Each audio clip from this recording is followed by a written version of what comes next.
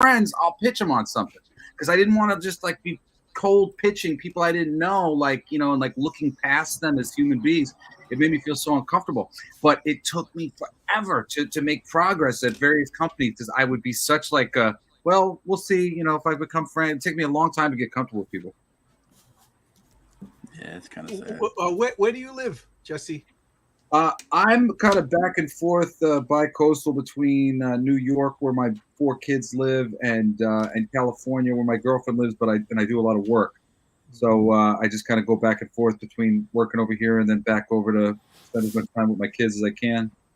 Because your dad grew up in Baldwin, right? Baldwin, Long Island. He's a Long Island boy. I grew up on Long Island. I lived there most of my life until like a decade and a half ago, and then had to move out to Los Angeles for voiceover stuff when the crash happened in 2008. The business moved out here. I'm a voiceover guy. That's how I've made like most of my money for my family and my life. But my creative passions are comics and music. Oh, we're live? Oh, okay. Right. Yeah, real life. But hey, Preking, awesome. Episode 22. What's going on, guys? All this shit is like pulling teeth to make money. Like, you know, so it's just, especially when you really care about it and, you know, you put yourself out there, people just have you do so much freaking work for nothing. The reason why I say I grew up in Baldwin too. You know, that was always like the local thing. Like, what celebrity came from your town? I was like, D. Snyder came from my town. Yeah.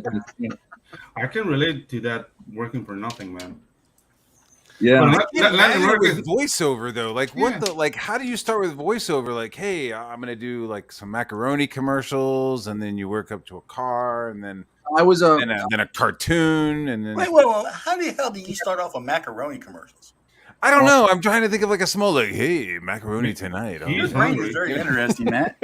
I got discovered or whatever by an agent at a party who wanted to hire me for hosting. I was like a headbanger, long hair, pretty boy, I guess you would say, because that's what mom liked to make me look when I was younger. Mom's waving from the door. Yeah. Yeah.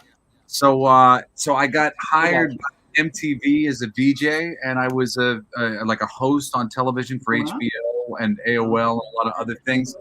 And I got used to reading copy, and you know, I was good at it.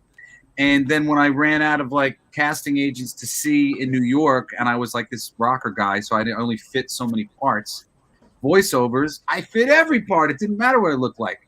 So I really, you know, fervently went into voiceover like across the board, and I started working really quickly within like 6 months. And I'm one of the biggest voices of my generation. Like, there's so many. Everybody here has heard my voice, whether they know it or not. It's just impossible to avoid my voice because it's been prevalent at so many things. You have to be Amish to have not heard my voice over the past like 2 decades. And what's Sorry, the biggest man, I thing didn't you hear did? what you were saying. I had you muted. What was that? What's the biggest thing you did? Well, see this. I see now you can do it. Yeah. I don't know. Do you do voiceover in Spanish? No. Then I might miss you though. Then, cause yeah. Hey, Joe, with the score. You watch the Super Bowl, you know. So has Pizza Hut ever tried to get your ear and get you to get a pizza? Yeah. Has You've been on the Super Bowl? You've done Super Bowl? Tried to sell you a car. I was the voice of Kia Motors for 4.5 years. I was the voice of Pizza Hut for 2.5 years. I was the original voice of GameStop. They're still doing an impression of me to this day. I'm the voice of Food Paradise, which is a really fun show on Travel Channel on Travel. That's cool. We air it over and over and over again.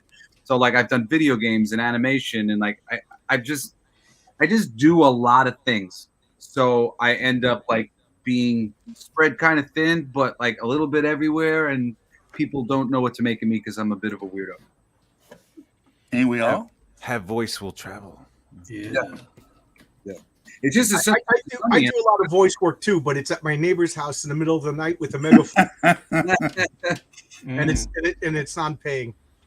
Good. Well, that's the way to do it. I mean, I do things with my mouth, but it's mainly with German tourists. There it is. Ladies from Europe. So. It's work. Yeah. Yeah, I just wasn't sure. I caught up macaroni. I don't know what the fuck I was thinking. Hey, as a graphic designer, as an illustrator and stuff, it'd be like, hey, I could illustrate stuff, and they'd be like, that's cool. Could you do a fucking trifold though for us? Yeah. You know, could you do a menu? And I'm like, yeah, sure. And there's like no illustration. You know what I mean? I'm just wondering if there's like a equivalent of voice acting with that kind of, you know. Oh well, there's so much. It's become so accessible, voice acting now. There's like a whole bunch of websites that really garner the thing. Like I'm not working much like these days. I'm literally like looking for a new agent because I haven't been happy with my other agent. I mean, granted, there's been strikes and so many other things. You know, granted, I'm still the voice of Food Paradise, and you know, you can hear me on TV a lot, but I don't get paid residuals for that stuff. So I mean, you know, when you're doing, I don't get paid residuals for Food Paradise. If I did, I would be like in a mansion. Like they air that show like crazy. Yeah. And I've done 200 episodes, you know, so like it's like you can make so much money when you have residual money coming in. But other stuff, it ends up being, you know, it's like wonderful money, and I'll get paid like, you know, a few $1,000s or whatever to go in for a day of, you know, and it's like a half a day of me talking in a booth and narrating a thing. So, you know, you can't beat it, but you can't predict it, and it's like impossible to guarantee. And I've had 2 major bouts of like flying high as like this insane 6-figure voiceover guy, and then everything ending all at once in 2008. And then I got back to it, and then I had a similar thing where it wasn't that everything ended all at once, but I started putting all my money into producing comics and producing music so that I could do what I want to fucking do and not what is making me money. And I got myself into so much trouble when my biggest job ended, which was Kia Motors, and I was still in the midst of like having to pay for a bunch of stuff. And one of them I was doing with 4 Horsemen Studios that I was just literally losing money on it to demonstrate to them how much I loved them and I wanted to work with them because I was like, I knew there was a future. And I ended up like losing so much money on that project and not being able to do anything with it. It was a nightmare, you know. But like this is the life of the entertainment business. It tends to be a bit sporadic. Yeah. Feast or famine. Yeah. Unpredictable. Feast or famine. Yeah, exactly. See, that's why I quit porn, man. The work's not good anymore. Yeah, just like the Serengeti. Yeah, I heard you quit porn. There was no hard feelings, right? Thanks to That's what you told me. I mean, I was upset. Yeah. Yeah. Nobody reels him like Donnie. His Don's nickname was the Schlong. Yeah, Long Don Silver. That's why you have long box on there. All the wheelchair bound midget people. My only fan is Matt. Put my only fan in the description, please. Oh no! You're real big in the nugget community. Yeah. Oh no! Comics did you grow up with? Like his porn name is Chicken Cutlet. Yeah, He's like, I take my nuggets 4 at a time. He like goes in. There's like 4 chicks with no arms, no legs. yeah, like no dipping needed. That's I grew up on Savage Dragon. That book was my favorite fucking book. It was the only thing that I read for years, and so much still that I get love it now? I get it on and off. You know, he lost the audience at issue 75. I don't know if anybody was around for this. There's this amazing thing. Like this story is really cool. After about 10. So let me tell you guys, right? Because I know most of the people here watching like love fucking comics like we do. So like Savage Dragon, the mini series that starts off Image Comics 1, 2, 3, fucking great, and then issue half and 1 to 75 are some of the greatest fucking comic books you will ever read in your life. There was this crazy thing that happened with Eric Larson where he was doing press at around the time of issue 75. And he started talking all this shit about Marvel Comics and DC Comics and telling everybody about how they're fucking up the industry by not doing basically 3 things: not explaining any of the convoluted universe that they have, and not sticking to their guns when they make big changes. And I forget what the third one was. So this motherfucker, he does Age of Apocalypse with the Savage Dragon comic book, and he single-handedly ruins everything that he's built in 75 issues of this book. He throws it out the window with a pledge to never go back to it. And now, because his other pledge was to make sure that everybody understood the story all the time, I have every character in this book explaining to me how things have changed. And this isn't the actual Savage Dragon. This is an alternate universe Savage Dragon. Oh my God, this book became so expository to murder him. It was the favorite thing that ever been done in comics. It still remains one of my favorite things, and it became unreadable after that for a little while. And he slowly dug his ass out of it. It's Dude, better you than got it was. so angry you messed up the bandwidth. Yeah. Really? Yeah. Let's.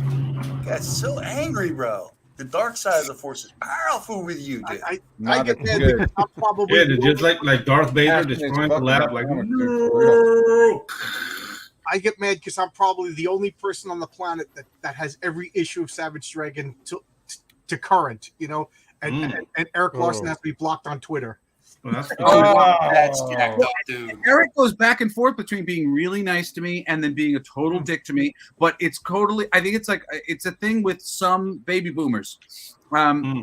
Like they're like don't know how to handle certain like situations, and then they become really mean and jerky sometimes. Like under some circumstances, like you'll just approach them or at the wrong time, and it's like you get one person, and then you approach them another time, you get a totally different person. So yeah, I wonder if he's autistic. That's called schizophrenia, dude. Exactly. I think they call it autism. I thought that he's myself. obsessed. He's obsessed with beating Dave Sim for having the longest consecutive comic by one person. You know, but now he's obsessed with beating Toddy. Yeah, but it's what you want to have the longest good comic. You know, Jack Man's 100 issues was awesome. Dave Sims, I don't know. I'm up to like issue 75 of Cerberus, and it's a chore already. I don't know how I'm going to make the other. I've only read the books, but I thought the books that I read of Cerberus were really a chore. That's why I've never. Yeah. The first 20 issues or so, I was like, "This is great! I love this! Oh man!" And then all of a sudden, that Church and State story comes out, and it's Cerberus. He doesn't come out of a room for like 5 years, real time. Mm-hmm. I'm like, I read how great that comic was, all about it in Wizard and stuff. Yeah. And then the first chance I got when I went to a comic book store, I picked it up, and I picked up like 5 issues, you know. And I was like, "Nope, this ain't for me, bro." Yeah, I did a stupid thing. I bought a bunch of collections. So I waited until I had all 300 issues, and then I sat down to read it. And I'm like, I wasted my money. I mean, I respect what he did. I respect, the fact that he blazed the trail and everything. It's just not for me. I haven't done that with 300 issues, man. But I mean, like, I've done that where I'm like, fuck, I'm in it now. I fucking bought this whole run. I thought it was going to be good. I have to read them, but there's no rule that says I have to read them now. So I'm reading other stuff, and then I go back. It's the same thing with Spawn, Oh, dude, when Spawn first come out, I was a simp for real, right? Spawn held me hostage. And then I dropped off like right after, I think the 13th, 14th issue. I think it was right after Todd quit drawing. I lasted about 9 issues on Spawn. It just didn't grab me. Yeah. I have like 100. I bought it in an eBay auction, and I think I read up to 65 so far. To be honest, I can't remember it. The Shadowhawk stuff was narratively pretty powerful, I thought, at that time. Shadowhawk was pretty good. Yeah, Shadowhawk was really good, and then a lot of the Rob Liefeld Max things were generally like old hashing ideas that work, but they work and they all work. Like a lot of the Jim Lee things was trying to do new things, but it didn't really work. I loved Youngblood. I wish there was more of it. Yeah, I like Men a lot. Which one did you like? The New Men. Oh, the New Men was great. New Men was really yeah. cool. It was really good, and then all of a sudden it just disappeared. And it was Matsuda. His artwork is great. Yeah, everything. Yeah, it started out generic Image stuff, and then it just got really good. It was very. You guys remember that one? The one that took place on Mars. For the life of me, I can't remember the artist. Comic? I can't remember the name of it, but it was like, I think 3 or 4 issues came out, and then it just kind of disappeared. I don't know what you're talking about. An Image comic that took place. Yeah, it was an Image comic. It was back in the like. I don't think was it one of the early ones? Like I don't. Wetworks didn't take. It was like second gen Image, I think. Out of the early Image, I gotta say. I want to say one of the, not Scott Clark, because he was doing Stormwatch. I think maybe it was one of Ryan Benjamin's first ones. I'm not too sure. No. It was killer, dude. Like the art was sick as hell. I really got into it, and then all of a sudden it just disappeared. Yo, that's making me think of Keith Giffen because I pulled up, and when I heard he died, That was sad. Pulled up that Trencher #1 cover. Yeah, I don't think a lot of people have been tributing that. Yeah, I don't think I've ever had an image single-handedly stop me in my tracks to stare at it for so long. Like the first time I saw that image, I was like, "What the fuck has he done here?" I thought it was Mobius at first. This. Yeah, it was. Yeah, it was like Mobius drunk. Yeah.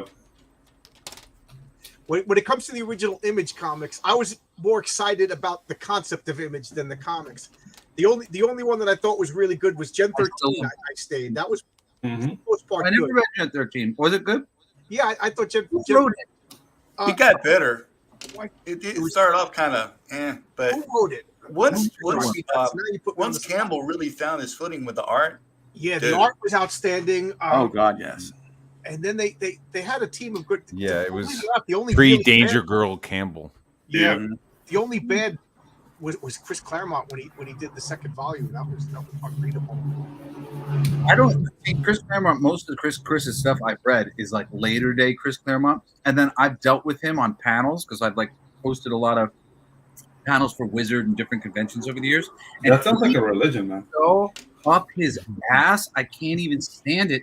He's got this huge chip on his shoulder that like, people aren't like giving him like enough credit, kind of thing, and he like talks at you like an asshole all the time. It so sucks. And like when I've had to do panels with him, I just kind of try to sit off to the side and like let him do him because he is just he's like you can't even save him from himself. He just makes himself. I saw him at a comic convention and I was like all excited, and he was sitting there with the novel just reading at a comic convention. Like, why don't you just put up a sign? I don't want to be here. You know. So I was just like, what you want him to do? Make eye contact. And I'm not being like right, like just like hey, what's up? Like you know what I mean? Like you're a pink monkey at the conventions. You know, at least the monkeys wave and smile once in a while. Depends on the monkey. Yeah, Todd McFarlane always said he made eye contact with everybody and tried to, make everybody a fan. You know. Yeah, he's so bitter is like the thing. Like he's just clearly like I'm too big for this place. Like, and that's like you're not. You sit next. Maybe he just mad because they jacked up the X-Men. Well, that too. They really ruined that. I got him mad. Now he's leaving. I'm just busting chops. Oh no, I didn't get mad. I know. I literally have like the stack of books that I've read lately, and I'm like, have I read anything good? I'm like, you will read something good when you read Omega Mission, God's Eye. Oh, yeah, I did it. I did it. You're coming on when? Wednesday, right? Yeah, bro. I'm looking forward to it. Yeah. Oh, that was good. Yeah. I'm trying to woo Ron Mars to come on my channel. Dude, actually, that'd be pretty cool. You've been getting some pretty big heavy hitters lately, man. Thank you. Yeah. I just started going out and asking. This book. Yes. I fucking hated this book. It was I hated it. Stupid. I can't believe that people were talking this book up. I remember that one. Yeah, that was the third issue. Well, guys, I got to get going. I got friends coming over for a game night. Have a good game night, bro. Jay, right, John. Jesse, all you guys message me. Come on my channel. I'd love to talk. See you Wednesday, buddy. Oh sure, yeah. I'm on. Yeah, like no problem, brother. If you're in that group with us, yeah. Everybody, Pedro, I'd love to talk to you too. You do animations for promotions and stuff. Right? Yes, I do. Mm-hmm. Yeah, and Matt, I enjoyed talking to you. Come on back, Matt. All right, buddy, take it easy. All right, but I gotta go. Man. Sorry. See you, John. Play a commercial. I need receipts. Does everybody remember this image? I don't think I can even like get it like without the glare. Yeah, it's good. It's very shiny. It's very shiny. Joe Benitez. That's all I need to say. Joe Benitez. Alpha Flight. Alpha Flight. Nice. I always wanted to read this run, and I just got the first issue just to see what it's just it's written in that style, like the turn right when the style of writing became a little bit less is more, when there was just like really everything was really overwritten. I can't take it. And oh my god, this I've been wanting to read for so long, and the actual experience was ugh. The first 3 or 4 issues of Stormwatch was boss, but after that, oh my god! For me, like by the time they get to Authority, it's freaking amazing. I love the Authority comic books. Well, look who wrote the Authority. Dude. Yeah. Oh, the Authority's great. The Authority is so dope. Amazing. Like compared to this is such ass. Like I can't even I'm like, this is Warren Ellis? Are you kidding me? It's just Warren Ellis when he didn't have his coffee or his other narcotics. Like so slapdash. Or like, ugh. And am I wrong? But does it end with the aliens showing up and like taking out the satellite? Like, was that canon for the aliens to show up? I don't know if that's not how that trade paperback ends. Okay. There was like a storm. I remember the aliens showing up and like taking out some sort of a satellite or something. Fuck. I remember that Jim Lee issue he did as Stormwatch where it was all splash pages.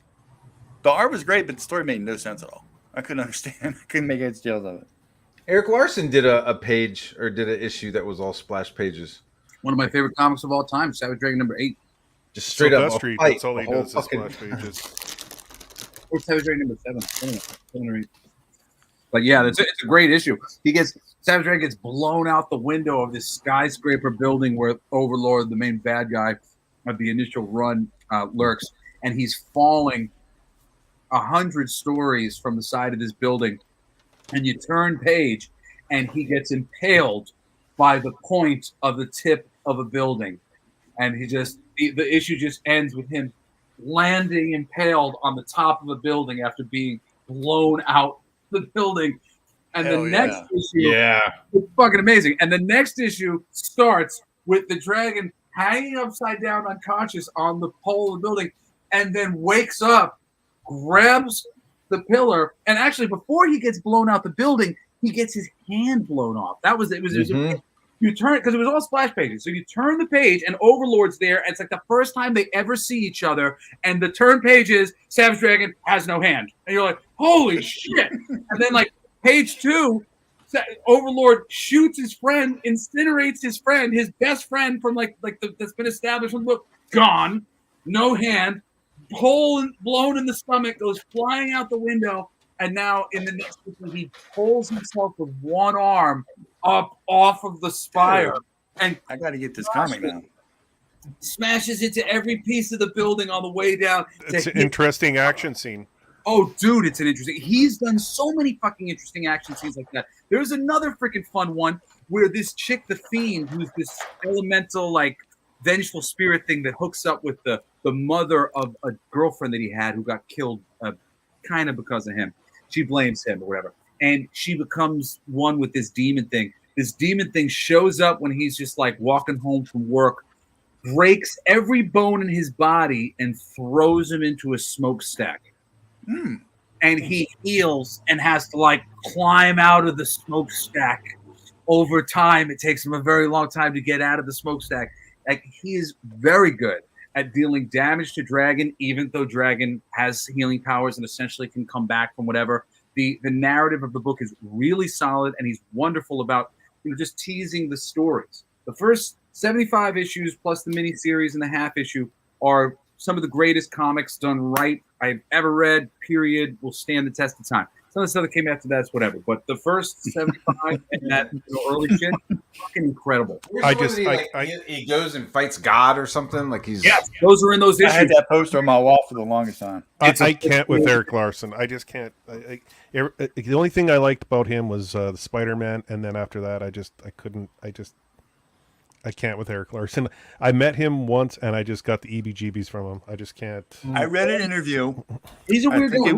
I think he draws fucking weird as fuck. The way he draws He said that the reason Venom got that tongue because he hated drawing Venom. Yeah. Yes, that is. He's responsible for that because he hated drawing Venom, and he was making the tongue bigger every time he sent something in. To see what it would take for them to stop him, and they never did. It kept getting bigger. That's one of my favorite stories in comics. Yeah. I love when you fucking hear some ridiculous story like that. You never know what the fans are gonna like.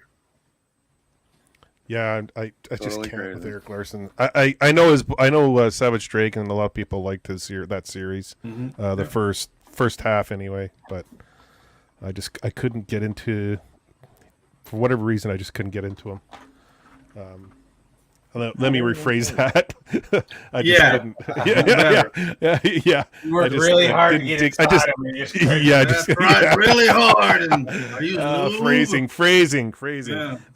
I just couldn't dig. I just didn't dig his art. And don't feel bad, bro. I couldn't get into it either. I mean, I was down for a while, but I don't know. It's just, I don't know. Don't feel bad one bit. I'm a Silvestri, Joe Benitez, Jim Lee. I like Silvestri.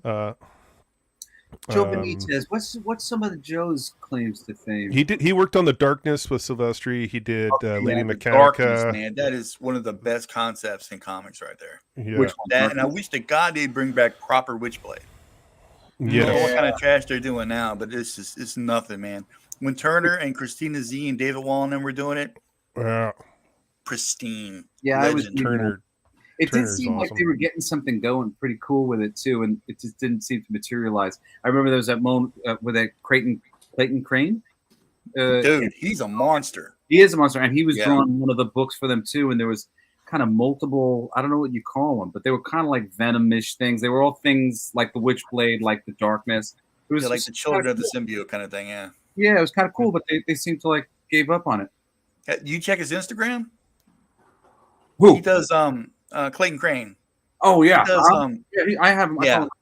Yeah, dude, he has not lost a beat, not even close.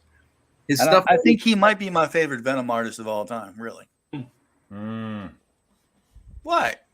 Did he do a Venom? Which when did he did a run at it? I think he did a Carnage or something. I know him with Ghost Rider. Oh, I've seen the Carnage. And his Ghost Rider is his Ghost Rider.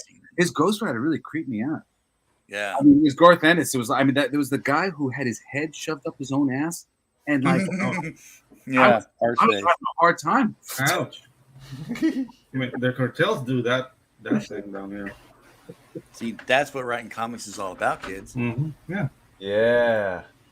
Yeah, dude. You mess with the wrong cartel, you might end up with your own head up your ass. But they don't. The Hollywood people will never do that. You know, you take it to the live action guys and be like, but I'm not putting my head up somebody else's ass. Didn't they do it in Hancock? Remember in Hancock? Your head. That poor Will Smith. That was actually pretty good until they explained how he got there. Once they got to the backstory, I was done. Yeah, no, it was like 45 minutes in, and you went, "Oh, really? Oh, this." That was. Yeah. You're going. Yes, dude. Exactly. I'm going. This is kind of cool. All right. Okay. What? He did. Wait a minute. Oh, she's more. Oh, this is fucking. You couldn't think of a better backstory than that. He started like a I don't give a fuck homeless superhero. Like, it was awesome. Yeah.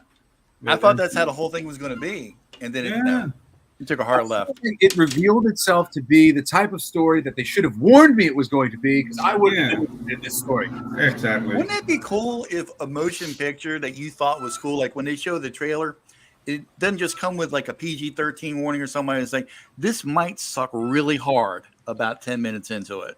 Well, speaking of which, have you guys seen Nefarious? Yeah. Hey, you waited for me to come back there, Pedro, to bring that one up.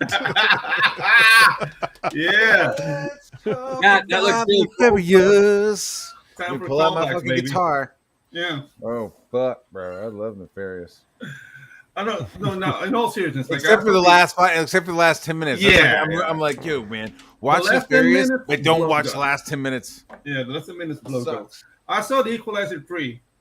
Dude, I haven't seen Dude, I don't know if that's an action movie or a horror film. I was feeling bad for the bad guys, man. Like, dude, like Denzel went all. Do not mess with Denzel. Ever. Yeah, dude. Ooh. Did you see the first two? Because like that's why I haven't seen it, because I haven't seen the first two. So yeah, I saw the first. Like, I'm a big. You really don't need to see the first two to see it, but I mean, it helps a little bit. Yeah, you give a little bit of backstory. I think the background, because he's kind of untouchable. God, dude is just like he's fearless. I'm a little the critique that movie gets that he's kind of untouchable. So if you see like the third movie right away, it might be a bit jarring. But if you see the other two, you might get it. You know the way it started, though, bro. Oh, dude, like it was gnarly. Really? So it's worth seeing. That was crazy. The third one, how it starts. Dude, I remember watching the old TV show, and it was like an old white fucking British guy. And like, I don't even remember him just like killing 8-9 guys in a room and like checking his fucking watch and shit. I fear watches now. Because isn't that a series with Queen Latifah now? The Equalizer? Oh no, that lasted like 12 minutes. Yeah. Well, I just this is a good transition. I just watched Sound of Freedom. I haven't seen that yet. It's in my queue. Oh, it's I work with at-risk.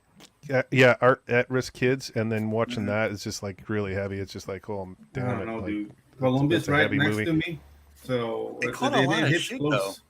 It hits close. Yeah, it did. Like, I didn't like it. And I watched. I went and saw The Creator, and that was how was that? Visually stunning. The storyline, shit. Fuck. The pacing, is off. It's just like basically the same sci-fi tropes over and over again. It looked good. Yeah, it's Rogue One. It's Rogue One all over. But I mean, the pacing's horrible. The what's his name? Denzel's kid there. David, I want to like him. I want to say. I know, but everything he touches is dog shit. I mean, he just Ballers. The director? Yeah, he was good in Ballers. Yeah, he was good in Ballers. But it was just, it's. that guy. Yeah, I love Ballers. I'm waiting for the next season. The next season of that to come out. He's on Ballers. I didn't know that. Ballers ended. He's one of the running backs. Yeah, I think that's over. Wide receiver. He was the wide receiver of the team, and he was. There was supposed to be one more season. I'm hoping. I think that The Rock's holding out for some big paydays. Oh, eventually it'll come back. Dude, I'm starting to hate The Rock. I don't know. He effed up Black Adam, so maybe he will go back to that. Dude, I didn't realize, man, he really did totally mess up Black Adam. Mm-hmm. Talking with somebody. He put it all on the line for them to get Cavill back there at the end, and they were just like, "Oh, you're going to get that," but it's before that stuff. He stopped them from introducing him in the Shazam film. Mm-hmm. He wrote himself out of Shazam. Because he wanted his own thing? No, I want my own individual vehicle. And then they go out of their way to separate him from Shazam in the movie itself. Hey, man.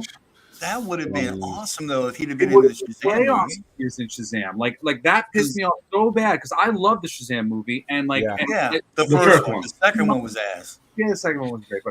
But if they would have set it up with Black Adam and that would have been building on Black Adam, why didn't they do that? Like, it's like the executive should have been like, ego, bro. You know what, dude? Get the fuck out of this office. Like, we could totally find a fucking other dude to be Black Adam. Tell you what, fuck you. Go get Oscar Isaacs or that other guy. You know what I mean? Let's beat that bitch up. You know what I mean? Just wait.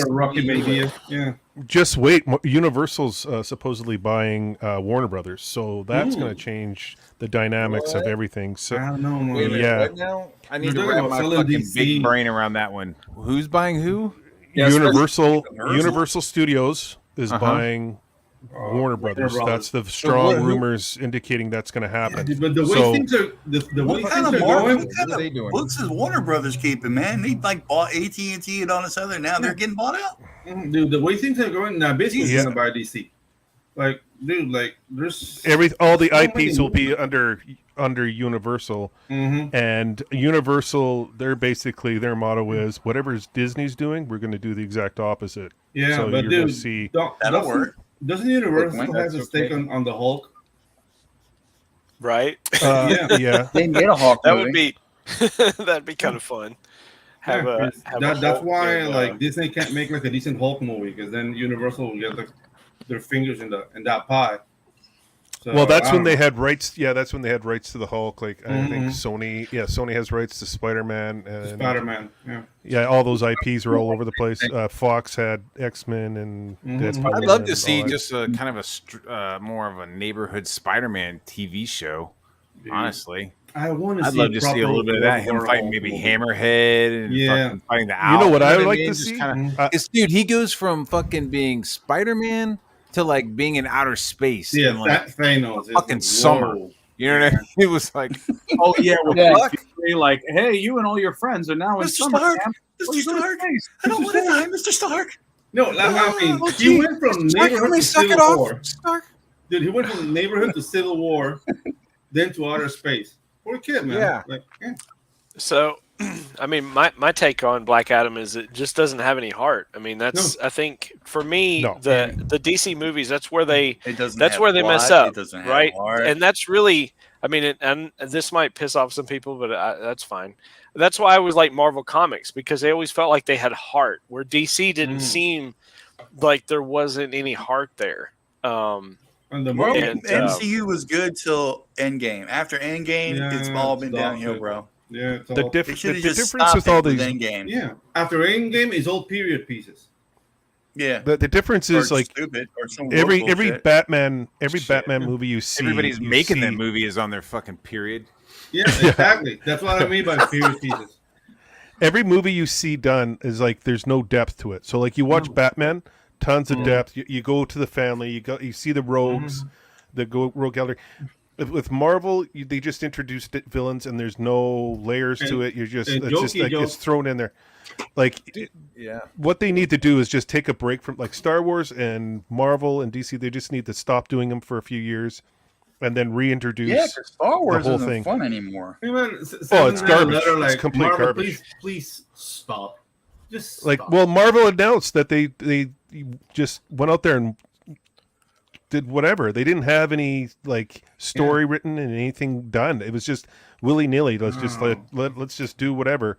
And that's how you can see signs, and it went badly from there. I mean, it sounds like what they should have done was what Critical Role did with D&D. They should have just done a bunch of tabletop role-playing game scenarios with all these Marvel characters, and probably would have been more entertaining. And have voice actors on the YouTube. You know? All they had to do was set up a reasonable timeline with a stack of books of their most classic stories and gone, all right, this one has sold this many million copies over time. People are familiar with these characters, this basic thing. Let's adapt this as best we can, adjust the things that we need to be. Eventually, where we introduce the Young Avengers. Then eventually... Why did they never promote the comics with the movies? Okay, they never nailed it. Well, hold on. They did, but back before they were Marvel Studios. Okay, so like X-Men, like I went to go see X-Men in the movie theaters, and they had an accompanying comic book. When I went to go see Punisher in 2004, right, the Thomas Jane one, like in my opinion, the best Punisher movie. Good. And the best portrayal of the Punisher, regardless of whether or not it takes place in Tampa. Have you seen Warzone? Yeah, I've seen Warzone. I mean, well, that's a good. I didn't realize how grimy and gross Tampa as far was, as like, there. Oh my gosh, there's so much nuance there. But what I'm saying is, when I went to see it, I've still got the copy. They were giving out free reprints of Spider-Man 121. So it's like they did that. There was a time when Marvel Comics actually gave a damn. But I mean, like with the movie itself, like either before it opens or when it closed, like you show a screenshot of the cover and it's like read more about this or I think because you're right there, it's the movie. Millions of people are watching it. Boom, instant, awesomeness. Well, but I think what you're talking about, Don, is the disconnect between Hollywood and pulp as a medium. Disconnect. Well, yeah, you're talking about. You're talking about egos. You guys are right. You're right. Everybody's got to put their own little spin on it, Yeah, exactly. It's always about ego. That's what to do a deconstruction. That's true. Wrong every time. That's true. Hey, guys, you can't hear my chickens, right? Is that code? We gave them boosters this morning, and they're behaving like they're in a rave or something. It's high. You gave your chickens COVID boosters? Hear it now. Yeah, it's raining a lot, and they get sick and they can die. So you give them boosters, but they're just like hyper. It'd be easier to do. So I don't know, man. If you can hear them, I'll mute. No, it's all good, bro. I don't give a little ambiance to the stream. Yeah. I'm gonna make soup with them motherfuckers if they don't shut up. Make it hurt. Hey, you guys earn your place here at the house. Yeah, exactly, dude. I bought a new barbecue. Hey, what's up, Neff? How you doing, Pedro? Good to see you. Yeah. So you're nefarious. Heck yeah. I thought it was some evil dude. The world famous. What's up, bro? Yeah, maybe not, but it's nice to be here. Thanks for having me, Matt. Yeah, buddy. So Neff, the last time you saw me on a stream, like when you had me on, I'm like 40 pounds lighter now. So what's up? Damn, yeah, Justin. I can tell. Yeah, you got less of a guy. I think I maybe gained all of the weight. So there's a weight transfer, not a weight loss. Yeah. I've been eating more donuts lately. It's part of my diet. I mean, as long as there's a goal. As the resident, winter is coming, right? So you try to put on poundage, try and stay warm, insulation. Yeah. Well, that's my plan there, Matt. Is I'm trying to lose the weight so I can gain it, as winter comes on, with all the sweet treats and everything for Thanksgiving and Christmas. The old roller coaster. Yeah, dude, it's all coming. Eggnog. No. Eggnog. I hate eggnog. No. Now that it's gone, I will drink eggnog until I get the shits, dude. I live in a country that idles at 96 degrees. It's not a country to keep it real. Yeah, dude, I only get the shits if it's spiked really well. If it's got a couple of double shots of some Jack in there or something. That's when Christmas time deviled eggs up in you. You're gonna get some shits in. Throw some rum in that bad boy. Ooh. Yep. So are we going to talk about this John Malin video or no? Oh, fuck yeah! Oh yeah, let's do it. I'm actually just jump right in. Yeah, I'm writing a post on Substack about just this topic. So yeah, let's do it. Okay. Finn. I just don't get it. I didn't watch it. Everyone's staying in their lane. I don't understand I live too far to care. It seems like people are going crazy. Yeah. I started watching it, and then it was like, oh, it's this again. And I turned it on to something else. I just saw Eric July post something about basically Ethan Van Sciver kind of like taking swipes at him. And I just don't understand it. I'm like, there's enough divisiveness in this freaking community. Oh, fuck, dude. That's a completely different thing. Dude, that's two separate fucking rings in this fucking circus. Well, like, there's like the Malin has some issues with what PTP said, and fucking EFAP'd it, super fucking pissed. Who's PTP? And so Patrick Thomas Parnell. I can't even say that fucker. I don't know who he is. Is he a comic person? Yeah.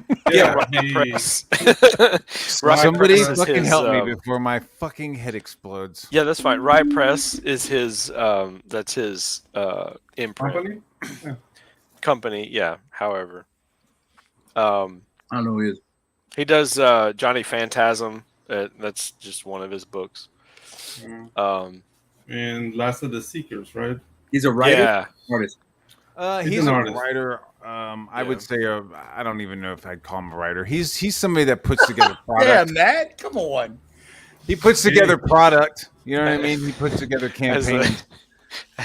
As a fellow writer, I resemble that remark. And Matt just comes right out the gate. I wouldn't say he's a writer. I wouldn't go that far. Stirring it up. He's not exactly a human being. He's just below pond scum. Oh my gosh! No, he's the writer. I'll wear the pond scum proudly. Do. I mean, yeah, but so Malin, they made a video, an announcement about doing a Chicago show, and me personally, hail CG, but I was like, what the fuck are you asking about? Like, I didn't understand what he was fucking saying. It wasn't that fucking clear. It's like 7 months ahead. There's going to be a campaign. Yes, they're going to spend the money on their fucking booth and make it fucking pimp. But there's also going to be like new comics and new product and that's going to be in the fucking because I was like, they didn't make it too clear because I was like, are they just fucking doing covers for existing shit? And it's like, no. There's more to it than that. Yeah, that's from what I heard. From what I was like, oh, where are they gonna find the time? Because at first I was like, what the fuck? Say what? Yeah, there's the question, Don. That's the question. I mean, they've already got people nipping at their heels for. I think, and John's still doing. What is it, Godlike? Godlike, yeah. And who knows? Who knows what could happen in 7 months? Yeah, dude, you know what I mean? It's an idea they had, and they were trying to close it. Yeah, it's. What, are you put Yanzi to work? Maybe. She's already at work, man. Yeah, dude. She's coloring all the books. I mean, what the hell? Raising that baby is probably a full-time job. Again, I may be speaking ahead of turn, but I think they're going to be variant covers for certain works that they've already produced, and it's just it's a bid to try to get up enough funds to be able to provide the amount of money needed for bringing out Anna and that Star Wars girl as well as Cecil. They want to bring some other. I don't know.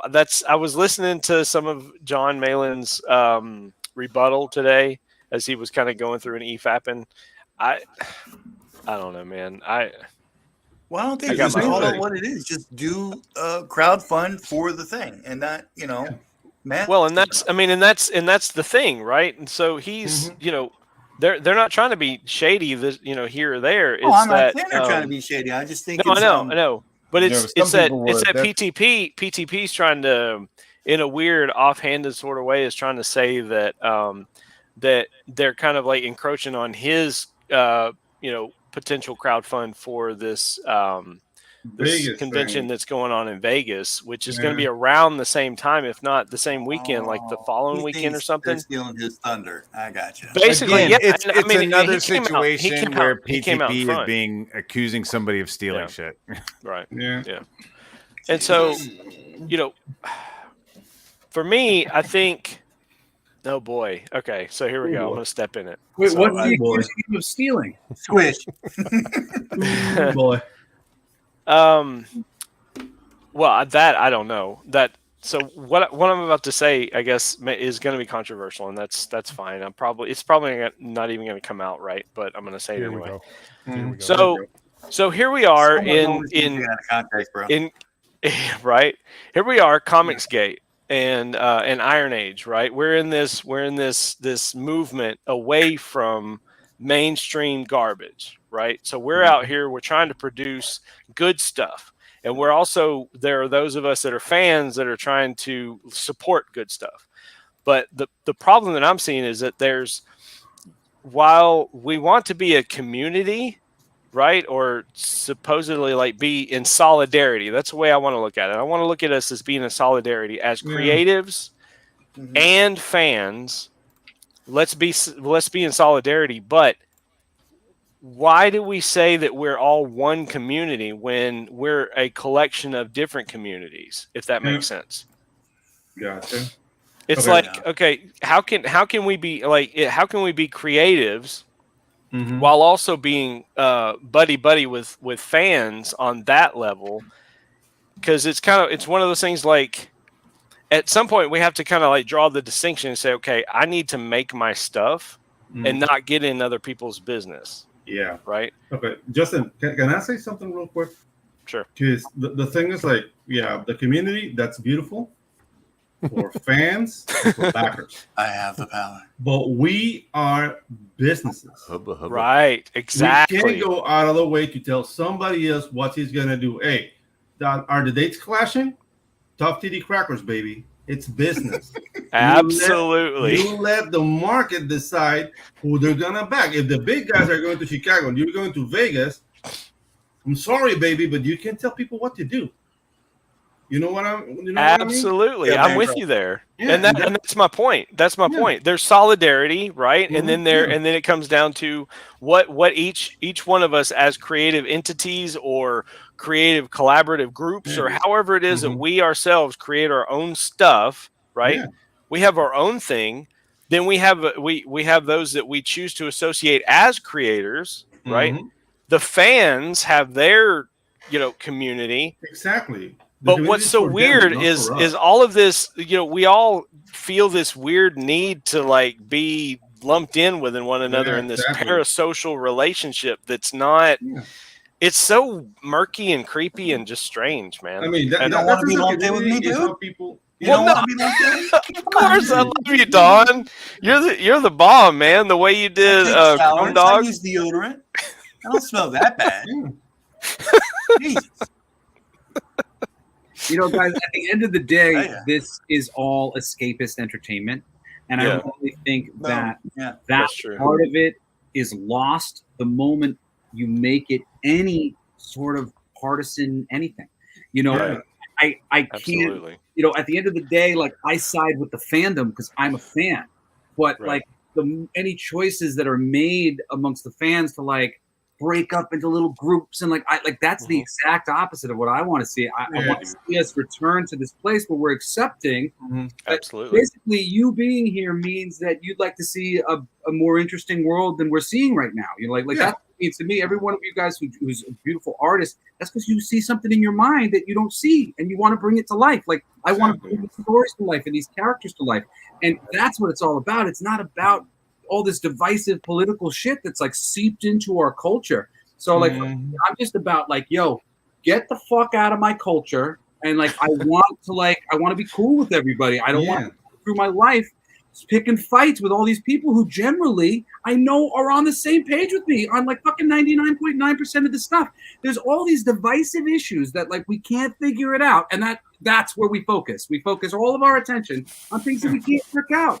And there's so many more things I think that we can work out, especially when it comes to the fandom. You know, a bunch of people who have read The Lord of the Rings, you know, who are chiming in on how they could do a TV series or whatever. Those people are generally going to have some similar ideas about what it should be. You know, because once you really love a thing and know a thing, you come away with very similar things from it. And when people show up and they make something that doesn't contain the things that you love, like say that She-Hulk show, I love She-Hulk. Boy, was that show a disappointment for me as a fan. And meanwhile, they want to call me a sexist or whatever else. I love She-Hulk. I've read hundreds of comic books that starred She-Hulk because that's how much of a freaking sexist I am. You know, bad man. Dark Gift in the house. What's up, Dark Gift? What's up, dude? Anthony's here, so I gotta leave. I'll talk to you guys later. I got a 7 p.m. No. I'm kidding. This has nothing to do with Anthony. I got Dojo Kun on my channel in like 5 minutes, and I would be remiss to just hang out here with you guys and talk about good shit when I got to go over there and talk about another crowdfunding campaign. But thanks for having me, guys. This is a great conversation. I'd love to get into it. I got a lot of opinions of my own, and you're doing the Lord's work. Thank you so much. Tell Dojo I said what's up, man. I will send him your way too. All right, guys, take it easy. Bye. Y'all are awesome. See you, Neff. Thanks, Neff. I never expected that from Neff. What did you do? What did you do, Neff, Anthony? Me and Neff are cool. We're totally cool. Brother off, man. We're totally cool. I go on his show all the time. Yeah, dude. And you see what Michael's saying is what I mean. Like I'm a fan. I love it, but dude, when I'm working, it's a different hat. You gotta wear different hats, dude. And that's the thing. Like if you want to be professional, there's no space for this, you know, game fighting. 100%. Everybody looks bad when this happens. Michael Bancroft too. Like in addition to what he's saying, because he's right. Everybody looks bad. And this same thing here. Like don't think like this. It says we're all peers here, competitors too. This ain't no commune. No, that's bullshit. Competition is an illusion. Is an illusion created by people who are scared. Yeah. And in reality, when people just come correct and show up and are cool, like good things will always be successful based on like unless something else gets in the freaking way of it. You know, and bad things will always do what they're going to do based on whatever. You can get in the way from it by going, oh, I'd lift my nose up at this and I don't respect. Like don't play that fucking game. Like you're competing with all these people.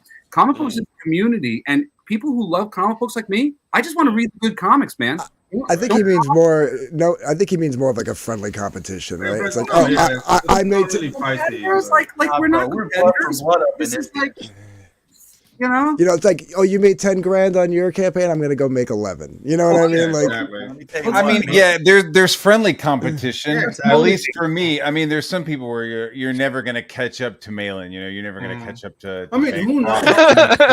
Oh well, hold on. Think that way, Matt. Just being polite. I just had some humble brag. Right. Humble brag.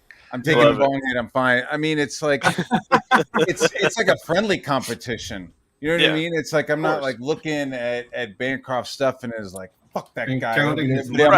I'm like, damn, his shit is tight. Like the production level is pretty good. Or like you look at Irene's campaign and she has like fucking animated GIFs and she has like other little shit. So it's not like fuck her, but it's like damn, fuck. That's a it's almost like we're on the same. Yeah, it's like we should elevate each at other, a skate man. park. Everybody is kind of like watching each other skate, or everybody's like fucking like, oh look, you just did a fucking kickflip. All right, well, I do it all the time. We all need to do a kickflip. You know, we all go need over. to like I get the kickflip reference. I'll go over somebody's campaign or whatever, and I'll be like, I'm going to steal that for my next one. That's being. Man. I mean, like that's the way though. Like just like fucking help us all figure out how to make money at doing this. I mean, it's really amazing now. Like I have a business where I can work with artists because I'm now putting in as much effort into a campaign for a Kickstarter or whatever as they have to put in as far as the art goes. To actually do everything soup to nuts to produce the book, get it out, whatever. It's like so much fucking writing, so much work. And then I can offer that to an artist. So like what an amazing day where I can literally be like, yo, you want to go in 50-50? Like, you know, you show up, we'll do all this stuff together and like I'll make sure it gets out there and gets like to people's hands. Like it's been great. That's what I do. What you're Yeah. saying is you're against AI art. Am I hearing that correctly? Yes. AI art. You know, I don't really care about AI art. Oh boy, I could give a massive F about AI art. I don't care. Terminator Skynet can suck it. Okay. Hey, don't let anyone tell you that AI takes no skill. I mean that's whatever. that shit's fun in and of itself. It can't do what I can do. No, it can't be a creative person. I mean, like I'm not really like it can be, and it can make accidentally brilliant ideas, I'm sure, and it may. And if a great idea comes out of the computer, I want to hear about it. I like great ideas, but I'm not worried about it replacing me. I really feel like the worry of people who know they're not good at what they do and don't have a passion for what they do and have turned it into a business, like so many of the people, unfortunately, in Hollywood who are parts of these writers' rooms and whatnot. It's like I've never been interested in that. You know, really creative people, I think we set out to create things. I think it's a good tool for like if you want to do like concept art, right? Like I have an idea for a character. I'm sitting at work in the office. Let me just I don't have a pen and a paper in my hand. Let me pop this in and see how it comes out, right? And then like you get on digital web and you hire somebody, bro. Yeah, dude. No, but then I can take that and I can go home and I can then hash it out on paper myself. You know what I mean? I had a ton of designs for my last book from the AI built into the script. Like I just like gave a couple like a little bit of a loose option. I was like, here's something along the lines of this, and the artist generally just kind of did his own thing, but like just to use it as a tool to be like, yeah, this is what I'm thinking about, as opposed to some of my chicken scratch drawings that I can draw. I mean, like I'm better than most, but like still compared to these artists, I feel embarrassed showing them some here like this. Hey Matt, I don't know, man. When I was in animation school, the conversation, bro. Yeah, dude. When I was in animation school, like we had all the DVDs like by Ryan. Wait a minute, are we still talking shit, or have we moved on? No, bro. The Don screwed up everybody. I said something about AI art, and I just blew everybody's minds. Yeah, dude. And that's the thing. Well, like, force is strong with me, people. So after Pedro says his point, I got something, but go ahead. Yeah, dude, that's the thing. Like, dude, when I was in animation school, like, if you wanted to become a concept artist, you had like the Norman School, like DVDs, and then it was really hard to attain that level of skill and depth and learning to paint digitally to work for like Lucasfilm or whatever. And now AI art is doing something that kind of sort of looks like that, but not really. Because if you see, like, for example, like Chris Mullis's work on Final Fantasy: The Spirits Within, like that concept art, dude, like the depth goes beyond reality. Yeah. And that's something that might be lost, because right now students might say, like, you know what, we can do the concept art with AI. And then this amazing opportunity to see great concept art might be lost. With storytelling, I don't see AI doing anything, because it's a matter of they can't really, first of all, you don't really own the art, because you can't like register it at all. Right. So that's a problem right there. And the storytelling, like, have you seen the AI that's trying to make comic books like storytelling? Oh, that's dog shit. Terrible, bro. It's dog shit. And yeah, dude, like I'm not Nothing like is related. Nothing. Yeah. I mean, I'm not like, thing about it. It's soulless, and like I know that like for some people who are like more atheist drawn, like you might have a hard time with this concept, but there's energy that's put into like to everything. This is why we're drawn to like having a toast or eating dinner together. Yeah. Mom makes the food and it's really good. Yes. It's good food. There's thought and love that has gone into this thing, and that is so much more of what's being communicated than just the pen to paper. And the computer can only do that. It's really like as two-dimensional as you get. But every good comic is just dripping with the love and life experience and care of the people who put the stuff into it. And it just can't be replicated. Exactly. Like I'm not really scared. I'm just like, I don't want to say sad because that sounds like but I'm just saying like it's disillusion more so than anything. Yeah. That people are looking at it as an option because dude, like there's so many like people who have dedicated themselves to concept art, and those are the guys who are gonna get hit the most. Because more than likely, money too, bro. Let's get a prompter in here and let's just drop like different styles and let's make Star Wars again.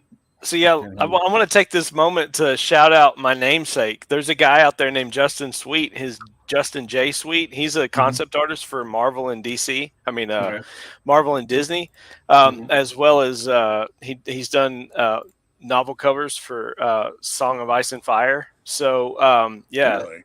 Nice. And so like he's that dude is on point for sure. Okay, got to check him out. He's got an art station. He's got his own website. He's phenomenal.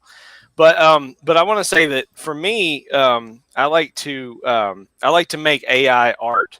So meaning that my I've got a character who in Chrome Dog who's AI, and she's a straight up bitch. So nice.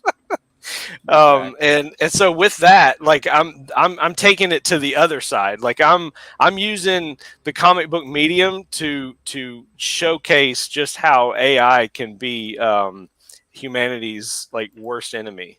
And so here we go. Oh, dude! Like in Tropical Night, my first. Do you have a trailer for your thing, dude? Yeah, my trailer's just. If anybody has any trailers? I mean, what do you think about some of the other shit that we were talking about earlier, Dark Gift? You hopped on and we kind of moved away from the saucy topic.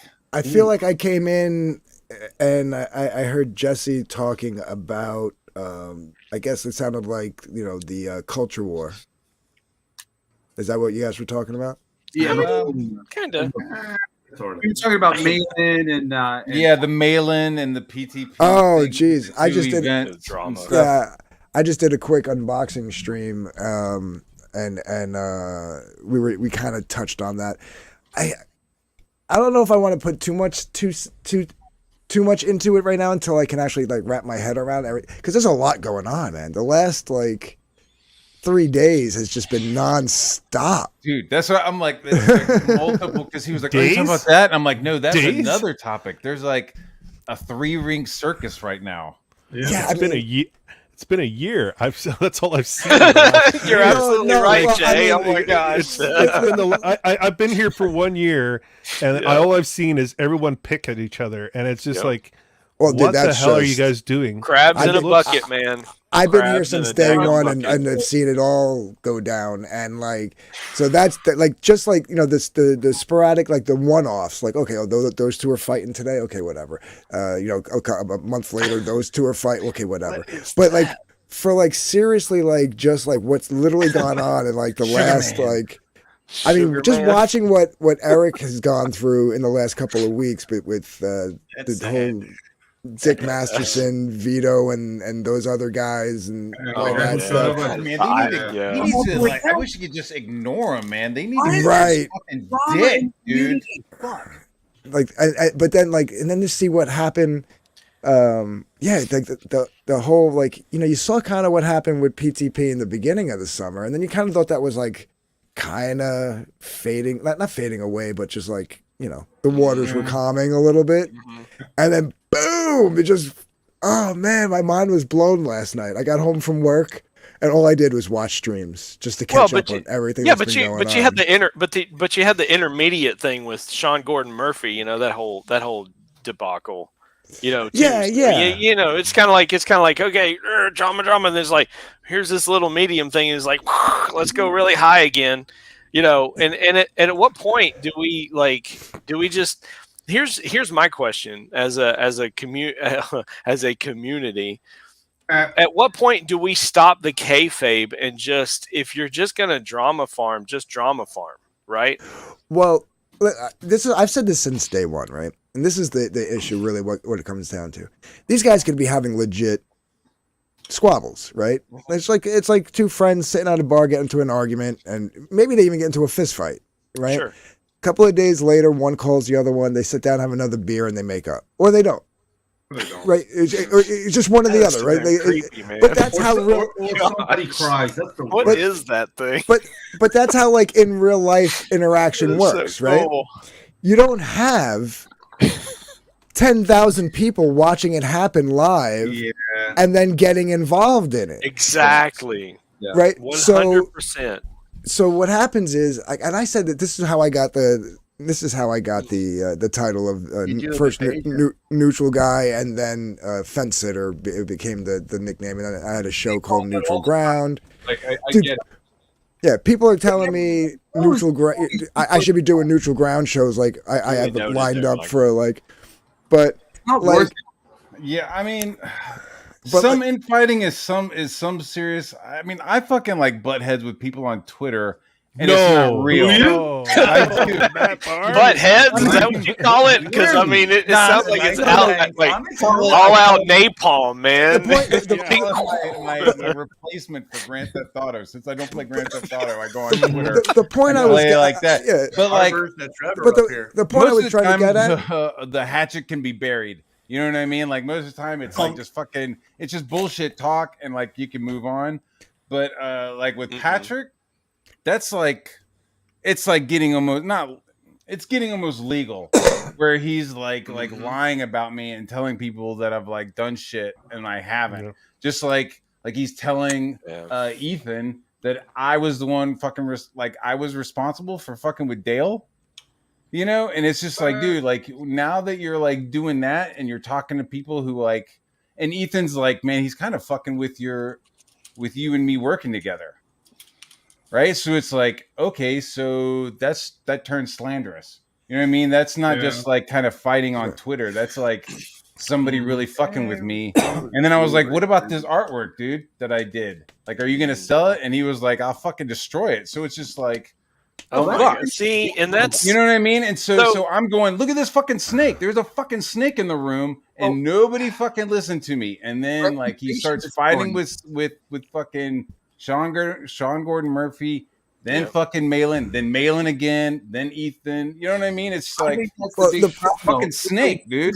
They can they have the power to end somebody's career if the right circumstances take place. Yeah. It's so funny. It made me so gun shy for a second. I do my podcast now, and I'm finally 5-6 months in now. Gates are off, and I'm talking freely about everything. But in the beginning, I was like, I don't even know how to start talking about this shit. It's all just so stupid, and I don't want to fucking trigger everybody. But I love this, you got to start somewhere. Yeah, do what I did. The point I was getting at though is you got 10,000 people that see that 2 days ago. Okay, let's take what happened. Okay, we'll stick with Malin and PTP. There's people who liked both of them, and now they're clashing heads, and now there's a line being drawn down the middle amongst the people watching. Exactly, and that's my point. That's my point. Why are we as grown men and women? That's my point. Taking sides, right? Amongst with two other grown men, having the equivalency of what seems to be a high school bitch slap fight. Exactly. You know what I mean? This is high school lunchroom. Politics right here, bro. Don't get me wrong. It's serious to them. It's serious to them, and I get it. I get it. Anthony, who brought all this up anyway? I don't know. I don't know, but I feel like it's kind of my fault, but at the same time, Matt brought it up in his chat. I think that's where he wanted to go with it. There's real situations, right? There's real situations where it's hey, why? Exactly. There's real situations, and then there is drama, which is manufactured. I think the Sean Gordon Murphy thing, I think that was completely manufactured. I think anybody with fucking 2 cells in their brains would have not fucked with that. But I think that was total kayfabe, attention Which one? And that's the other thing, right? We find ourselves in a place where we need content, right? Everything's all about content. We got to make content. We got to, we got to get people's attention, and we got to do this and we got to do that. It's like we got to set ourselves apart and this and that. But at the same time, exactly, like Mike. what you said, Anthony, is like you're setting yourself up for potentially dividing, and alienating one side or the other. Yeah. In the spirit of, as we say, community. And listen, it's like again, this is why I get the nickname fence sitter guy, fence right? Because I could look literally at what's going on and say John did X, Y, and Z wrong, and X, Y, and Z, A, B, and C right. PTP did X, Y, and Z wrong, and A, B, C right. You know what I mean? I can see the fault. Be doing it like it shouldn't just be you. So why am I going to take a side in something where I can see fault on both sides here? So how about this? How about I coin the phrase arbiter? You are the arbiter. There we go. But I'm with Mike. I've never taken a side in any of these fights. In over 4 years, and it's really not a problem because, like, to this day, I can get on a stream and I can be on a stream with EVS, no problem, but I can get on a stream with Mike Miller and hang out with him, no problem. I got no issue with either one. One of my buddies, John Suntress, who does the Word Balloon podcast. John, like, he is up to his neck in all of the most liberal, like the people who I know that I would piss off if I started fucking opening my mouth about how I generally feel about things, which is somewhere in the middle of everything, and I'm doing a show and knowing that, like, he'll never fucking drop me because he and I are old friends and, like, he knows that I'm legit, but I feel like I'm in there. I've, like, inserted myself into the area of the people who are listening to the bullshit. But dude, I came to, like, I have smelling the bullshit. Like corporate people, and these corporate people are so fucking leftist. Like, I mean, they are so fucking far left. But, like, it just gets so high in, like, the work that you're doing that it was like, hey man, I just want to let you know I'm doing some Comicsgate stuff, and they were like, what? Dude, I was like, they were more upset about, I can't believe you're voting for Trump. Really? Are you gonna vote for fucking Trump? I'm like, fuck yeah. Well, that's okay, and then they move along. That's the funny thing, right?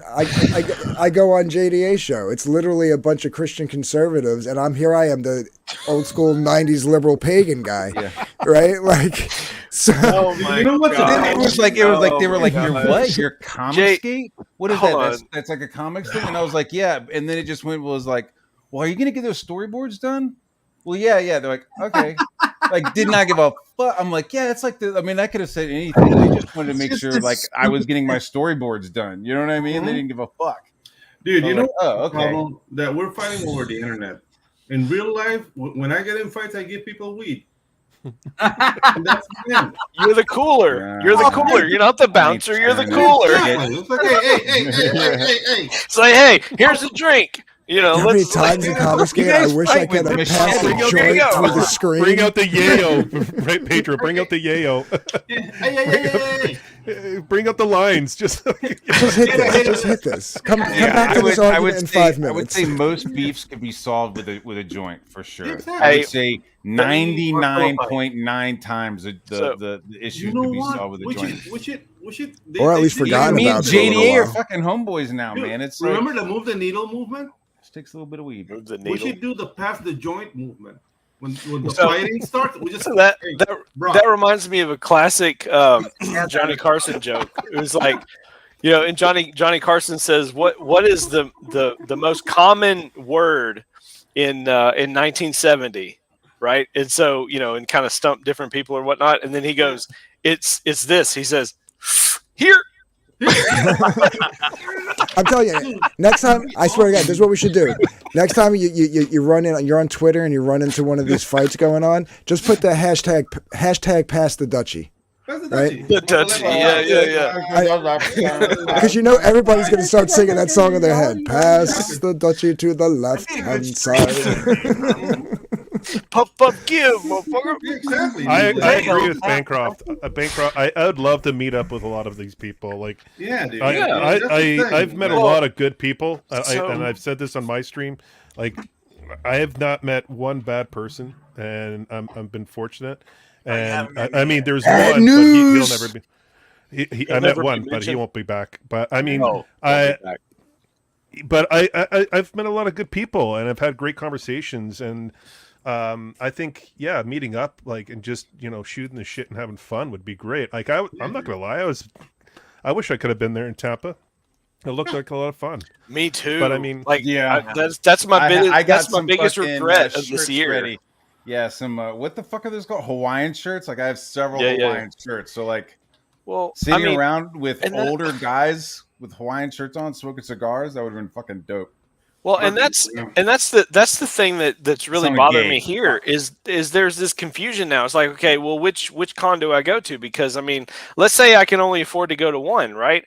I thought there was at one point that Ethan said something about they were going to do a fan fest in Orlando in March. Is that even a thing still? Because I haven't gotten any word on that. That's been getting tossed around for 3 years. I wouldn't hold my breath until it's official. Yeah. Why don't? Okay, so this is I'm just spitballing. So real quick. What is official? Why don't you do a campaign to do a CG event? Right, since Ethan that was the plan. Holds the trademark, have it in New Jersey. That was the plan was to crowdfund for the Fans Fest. Yeah, if you back it, then that's your ticket, and the higher you back, the more VIP stuff you get. Say, I'll $100 is a whole weekend plus a T-shirt. $175. You get the pass, and then you also get to be a live audience member in a Ballers. So it's not everybody could be in the Ballers, but be hey, we got 20 spots to do a live audience of fucking the Jack Show or the Ballers show. $200, Graham Nolan would toss you into the people would pay the fuck out of that. You know what I mean? I mean, I don't know. Well, I'm just saying that would be dope. I would be I'll pay fucking $200 and have it we're even if it's a small venue. For $300, Mandy will slap you live on Ballers. Yeah, exactly. Bless you, Mandy, for dealing with these fucking animals. Yeah. Well, YouTube has their YouTube Con or YouTube Creators Convention in Vegas once a year. Yeah, but you're rubbing fucking elbows with people who shave hooves and no pop zits and shit. I mean, I just want to hang out with comical people. The Comics Gate is big enough to have our own actual convention with nobody else there. I have no idea. No. I mean, here's the thing. I mean, I think so. So I mean, small, but I think so. But that's what I think Tampa was. I mean, Tampa was, for all accounts, it sounded like a pretty podunk kind of convention, except for Comics Gate, right? I think, but that was Jersey too. If as a group, Comicsgate, we got some sort of promo. If we collectively got together, fucking a group, and was hey, we would like to have this portion of Artist Alley, and since we're buying as a group, we would like to have a promo code. Well, I don't know. I mean, I'm just kind of spitballing. Why do you gotta label it Comicsgate though? I mean, I mean, okay, that's so the problem. You just have a meet and greet with a bunch of people. What are you scared of? It's going to be like the Greases and the Socias? We're going to come. No, so the evolution. I'm not even saying it's good. I'm saying a big, a fucking wedding. The evolution of for the Fans Fest when it started 3 years ago.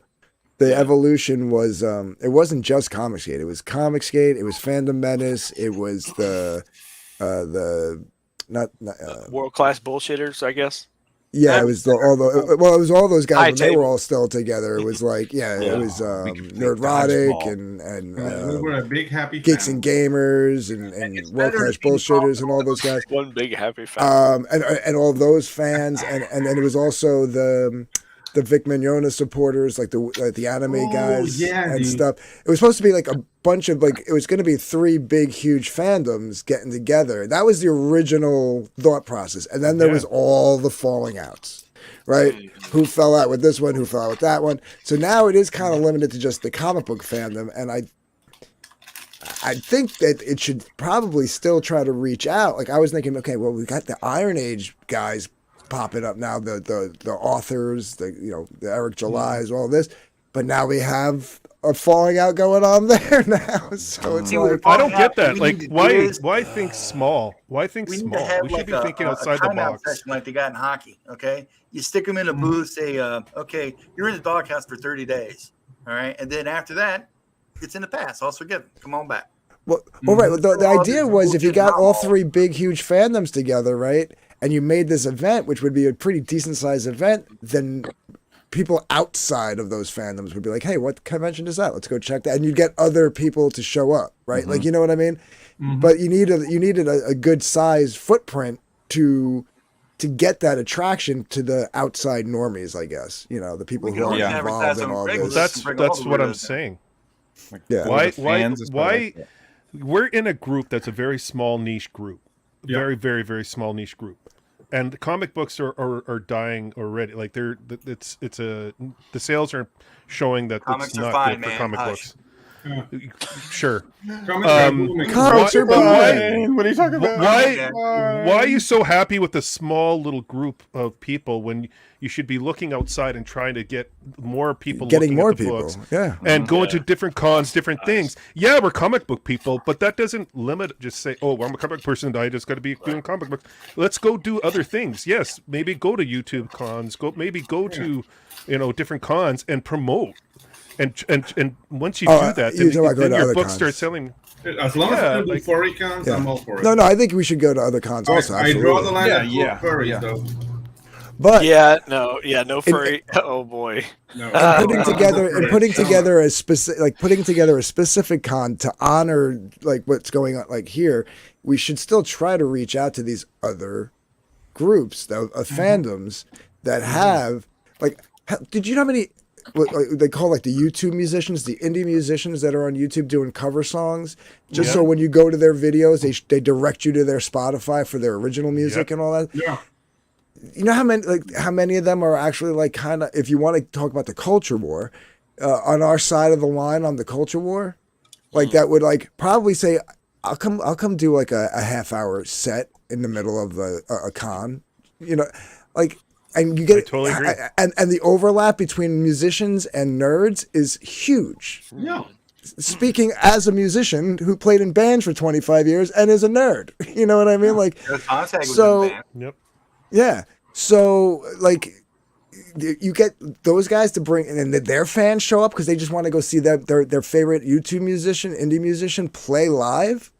Glitch at a point. Like I mean, sorry, Anthony, but no, I was just saying, like we could be expanding this audience in different ways, and you know what, we might discover something that we didn't know we liked in the process.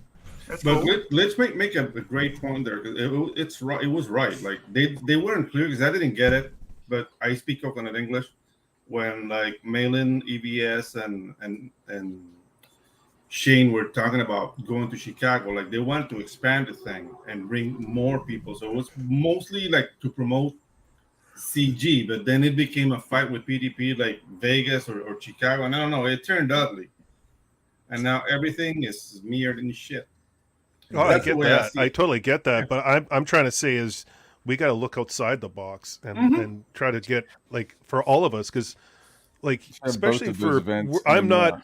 Right. Yeah, we're not EVS. We're not going to get EVS sales. We're not going to get mail-in sales. We strive to get there. Like we're working to get there. But why are we trying to do that in this very small market that's monopolized by the big creators? And they've worked hard to get there. Like I'm not taking that away from them. They're great guys. But why limit ourselves to this small little community again? But small little grouping of people when we should be looking outside and trying to promote and try to do good things outside. If you guys want booth girls, bring them in. If you guys want booth girls, I have the hookup. Because Santa Ma's right next to Colombia. That's what I'm doing. I don't know. Beautiful girls. No, it's true though, because like I haven't done it in a while because I've been busy with the books that I'm producing. But on Monday nights, I usually do at 9:00. I usually do, and I started this when the lockdowns happened, and nobody was streaming on Monday nights back then. I do an open mic night. It's like a karaoke / open mic night. You know, when we were all locked in our houses and couldn't go out to like a real bar to check out like live music. You know, and I have people that come from the fandom menace side that show up. I have people that come from the actual. There's a huge karaoke YouTube community. Like they make their own karaoke tracks. They do, you know what I mean? I've people from there show up. I have, and then in the audience, there's a mix of everybody. Mostly comic skaters, but some fandom menace people, some karaoke people. The gaming communities, like so many people that are doing gaming right now. That should be a group that we're looking into on the Discord. But Discord I'm saying like it like having these, it's showing, and so like I have like real life people that's like the only one of my shows they tune into because they know me in real life. They like when I play music, right? So they'll come and hang out just to watch me play, but they'll see other people, and anytime someone is performing, I got their thing flashing, like whether it's a book or their YouTube channel. Yeah. And I've got literally people like in my real life that I know that have backed other people's campaigns because they have kids, right? So they bought it for their kids. I do tapestries instead of posters. My one friend's daughter loves blacklight stuff, so she buys she always buys my tapestries, and not because she doesn't know when I have them, so it's not like she's like just doing it to support me. Her daughter was like, I got to buy another one. So it's like you have tapestries. I have tapestries. Yeah. And if you're a Scottish Lord, I'm Mickey Mouse. How dare he? Yeah. Sorry, I mean, just saying, like you can pull in other audiences. Like me, I'm small, so I'm not pulling in that many people from other audiences. But if I do it, and you do it, and you do it, and you do it, you know what I mean? Like eventually. The audience just naturally grows for everybody, so. Awkward silence. Awkward. Well, I like that meetup idea. I really do. Yeah. Like that. Yeah. I mean, because why should we have to like spend the kind of money that it takes to do an actual like comic convention? When you can just do a meetup. I mean, this past weekend for my day job, we did a meetup for a certain consumer electronics demographic that's very niche. Okay, very niche. And we had one, here in Nashville, Tennessee. I mean, it was just a little, and the venue is not huge, but it's also, large enough to accommodate such a small, grouping. So, I mean, that could be kind of fun. To actually have, and if people want to bring their comics to sell, then so be it. But at the same time, I mean, it could be a hell of a party. I did a meetup a couple of weeks back, but I don't remember shit. Yeah, meetups definitely. And just doing conventions, different conventions, just spreading. I think it's just if a bunch of us met up in Vegas.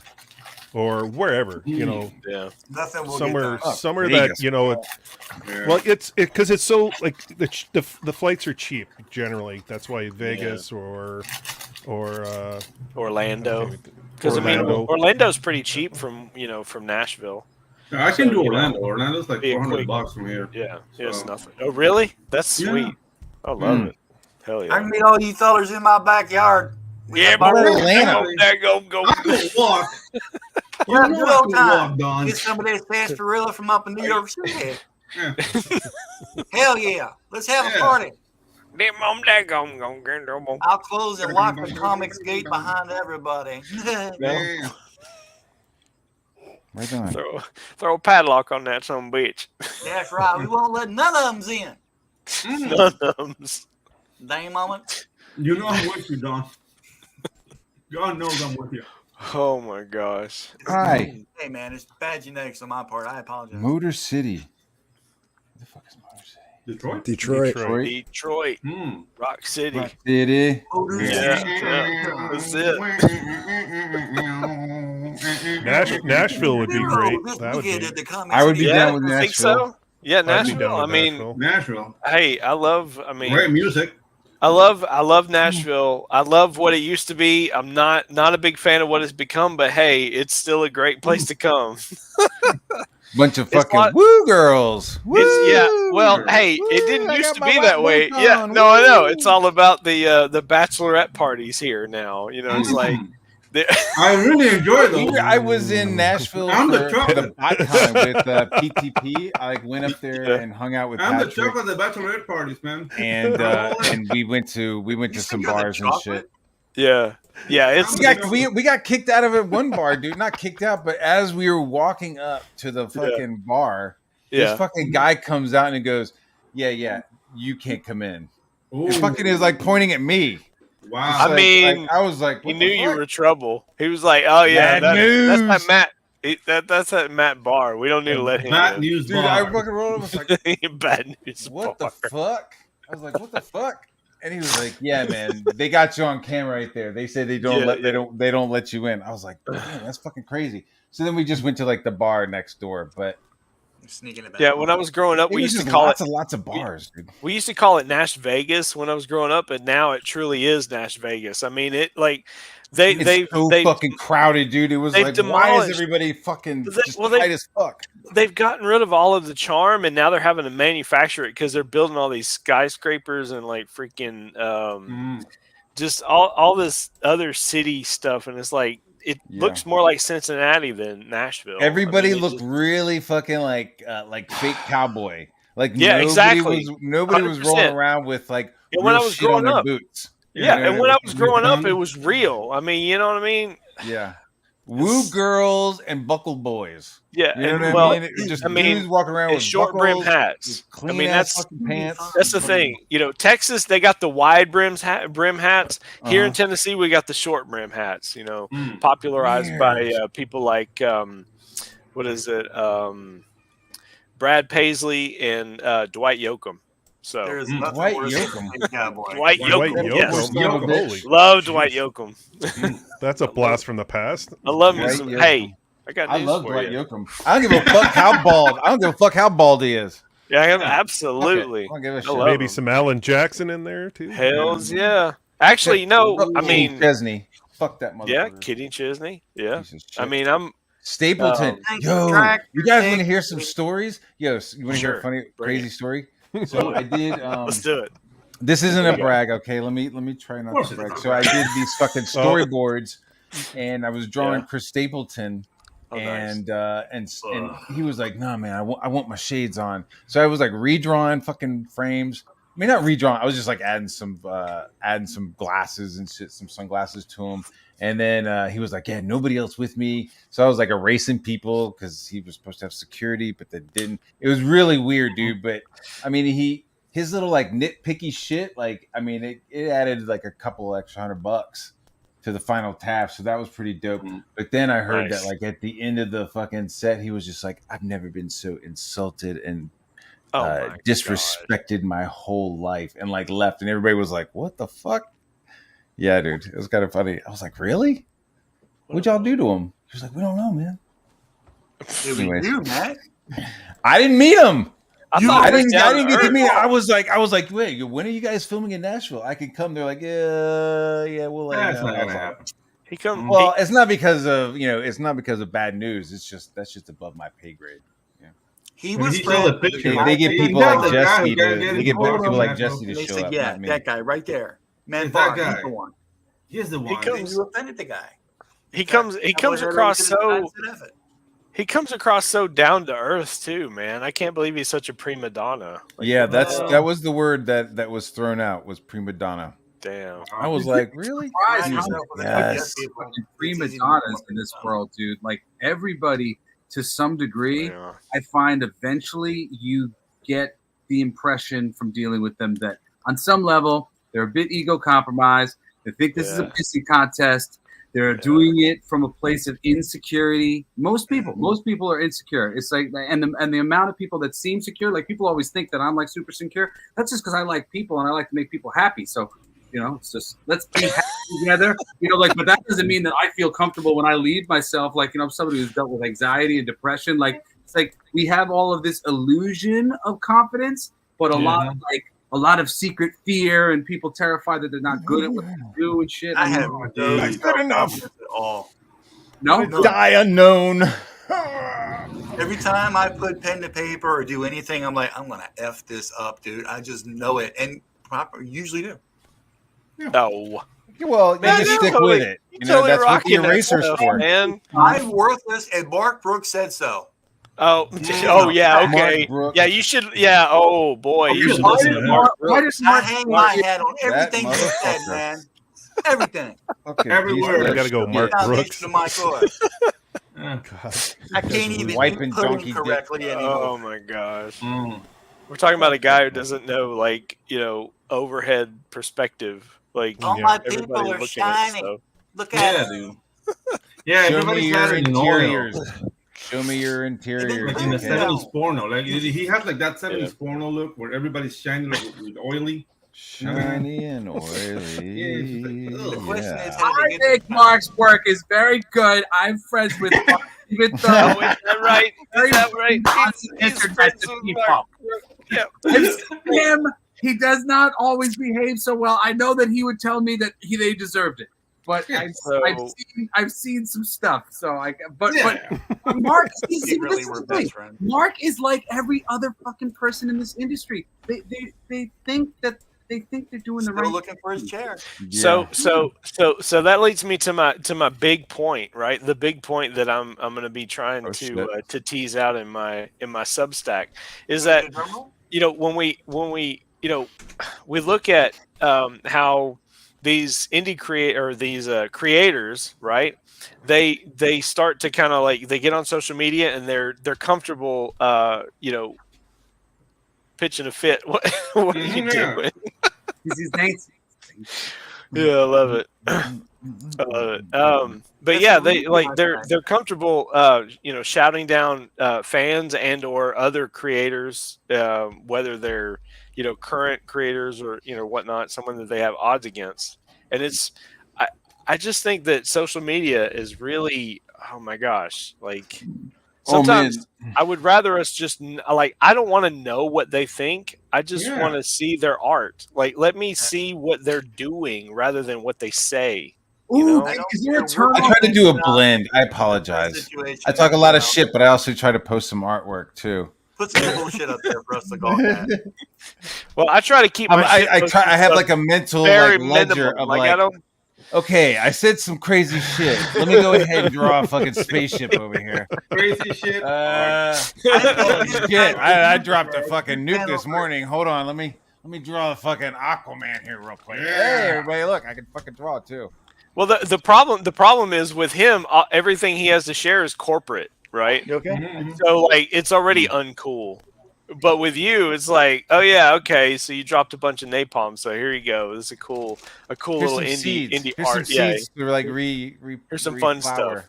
Yeah. There's some really good stuff. Yeah, I'm with you there. I pick you up and I dust you off and I give you a pat on the fanny, send you on I had to come out the closet I love in my wheelchair, smoking a doobie, and proclaim my love of all things weird as shit just to be accepted by Marvel Comics. That sounds like. And now they hired me as a writer. You know why? Because I smoked the pole. They won't hire you as a writer because you smoked the pole? No, they will. They want me so bad, but they said I got to cradle the boys too. That sounds like a quote from Larry Flint. What am I missing here? So, whatever.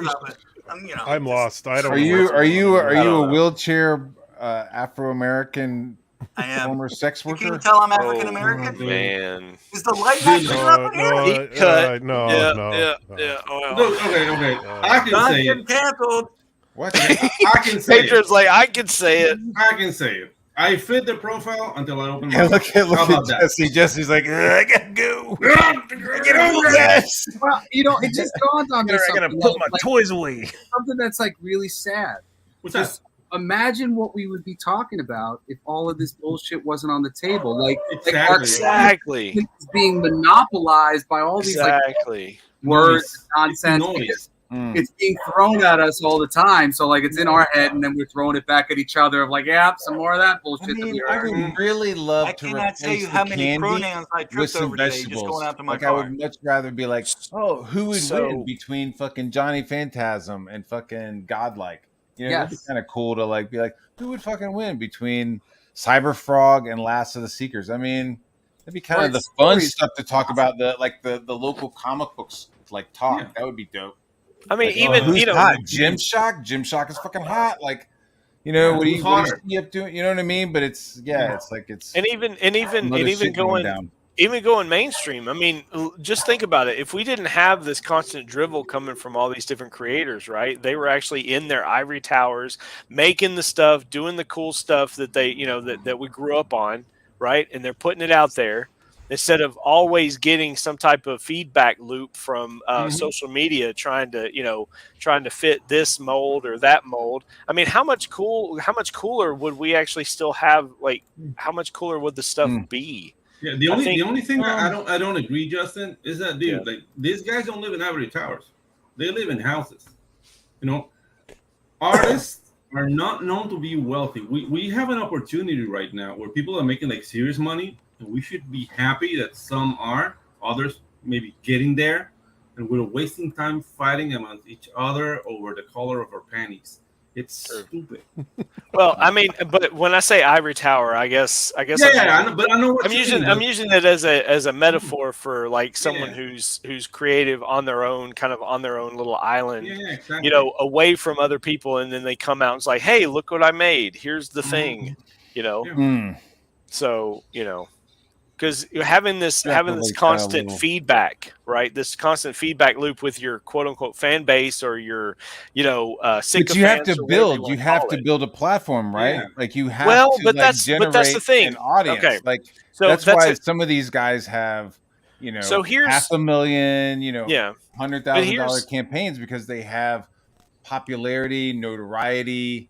Well, because they've already paid their. You got to build that shit. They've already paid their dues, right? So, like for me, the way I'm looking at it, I have a comic book that is not yet out, right? Mm-hmm. So I don't actually have a physical good that I can provide to the average consumer. So I feel like I'm already kind of like I'm putting the cart before the horse at this point in my career, as it were. Right? You got to. I don't know. I'm thinking a little bit. I don't want to say this without being rude because I'm not going against with your point of view. I'm just thinking like long term.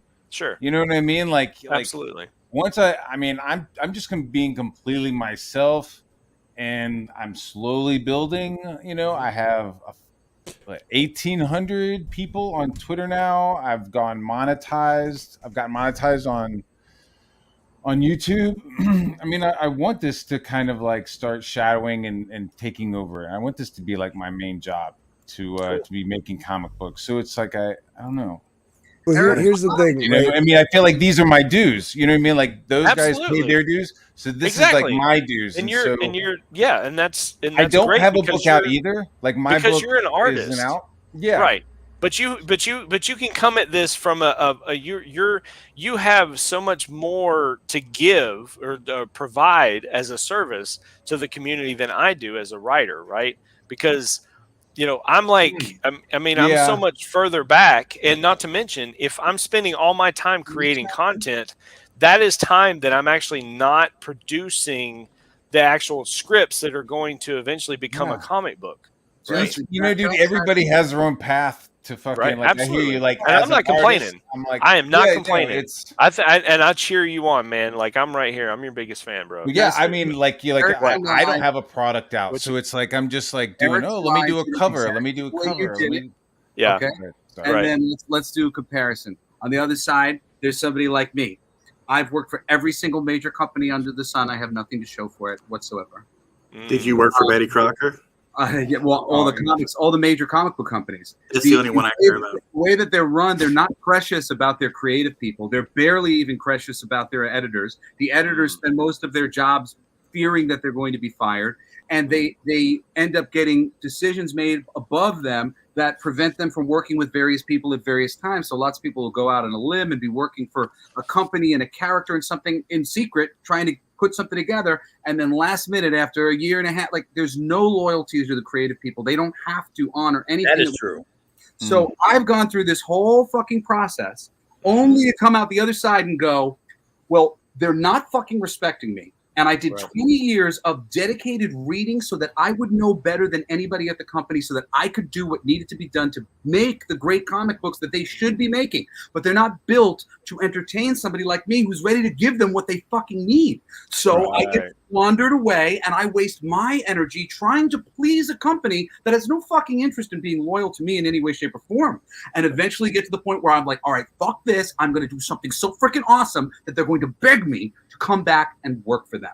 And then when you start to go do that, what do? You go, oh shit, I need a platform. I didn't bother to collect a platform because I was always given a platform by all these companies that I work for. And I just assumed that I would get the benefit of being given this platform. There is no benefit of being given their fucking platform unless you get really lucky and just a whole bunch of stars align. I mean, everything I ever did for every major project has been squandered in some small way that ended up making me, the creative person, look less good at what I do than I am because somebody else dropped the ball that shouldn't have been dropped. So, I mean, like, the frustration with this system is fucking insane. And literally, I'm coming all the way back around to, I need a platform. You know, I've got my podcast and I'm growing my platform and I'm doing my thing and I'm doing Kickstarters and shit. That's exactly it. The cart before the horse. Eric July put that cart right before that horse. And that's the most successful person in our business right now. It's actually a bit aggravating to people like me.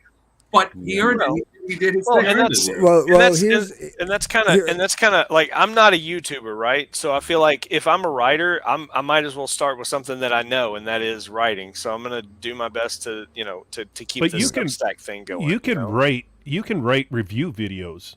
That will get you views. Yeah. You could take, like, that's what I'm doing. I'm doing review videos. I'm on shows. I'm outside of this community. I'm out on other channels doing reviews of Ahsoka, tearing that apart, doing reviews of Loki right now, doing reviews of movies. I'm doing that. I'm trying to build a bigger audience, and the only way I can do that is by saying, okay, I can't just limit myself just to comics. I got to do something else, and then I got to do something else. You gotta just broaden your horizon and not limit yourself. If you keep thinking you're gonna, this is my cap, that's where you're gonna stay.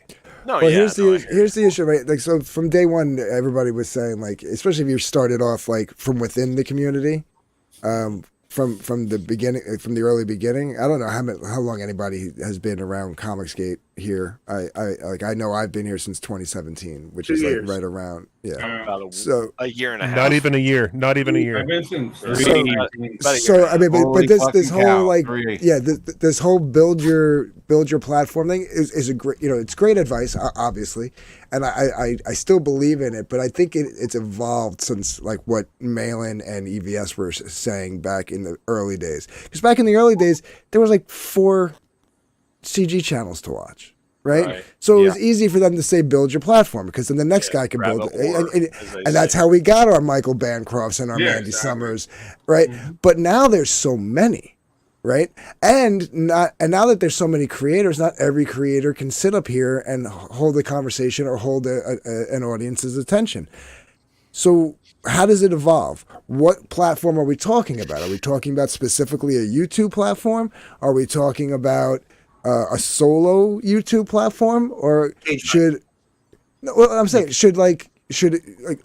that's why we started Slumlords on Wednesday night, right? Because we had all these small channels that have been around a while that weren't really they were growing. Like mine was, mine's still growing, but you got some but we decided the network that was there, that like all these other people came up on, kind of like went their own ways. Like who's now got a big channel and this, and it's kind of like they're getting bombarded. Can I be on your show? Can I be on your show? Can I be on your show? Yeah. You know what I mean? So the network that was there kind of dissolved a little, and we decided to kind of like not just do it for the comic creators, but the YouTube channels also. So now it's like meet up with a couple of like what Matt's doing here. Like, I don't know how many of you guys are regulars. I pop on once in a blue moon. I'm not always around, but like, I've been here since the beginning. Yeah.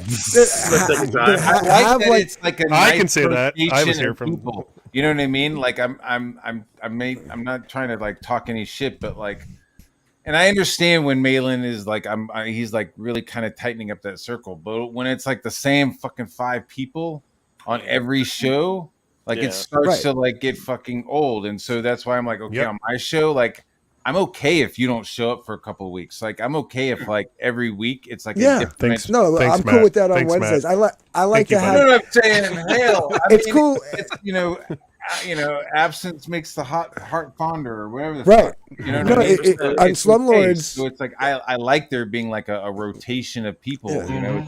It's not the same five on Slumlords over and over. Yeah, on Slumlords we have like obviously me because I run the show, and then Dillard's usually there every week.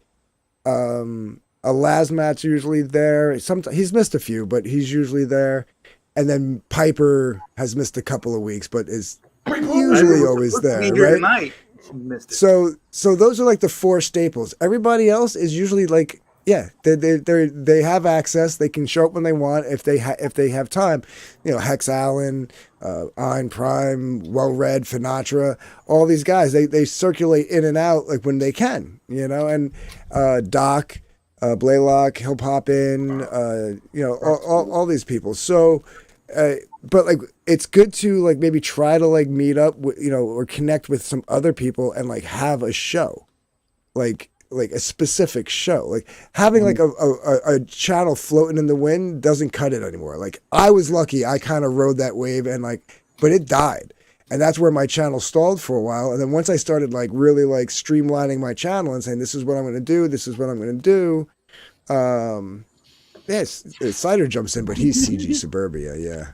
But CG high rise. The problem is like people rely on the live shows like this to grow these channels, and that's not the case. You're only going to cap at a certain point, and then when you get there, you have to think outside the box. Like I'm saying, be creative.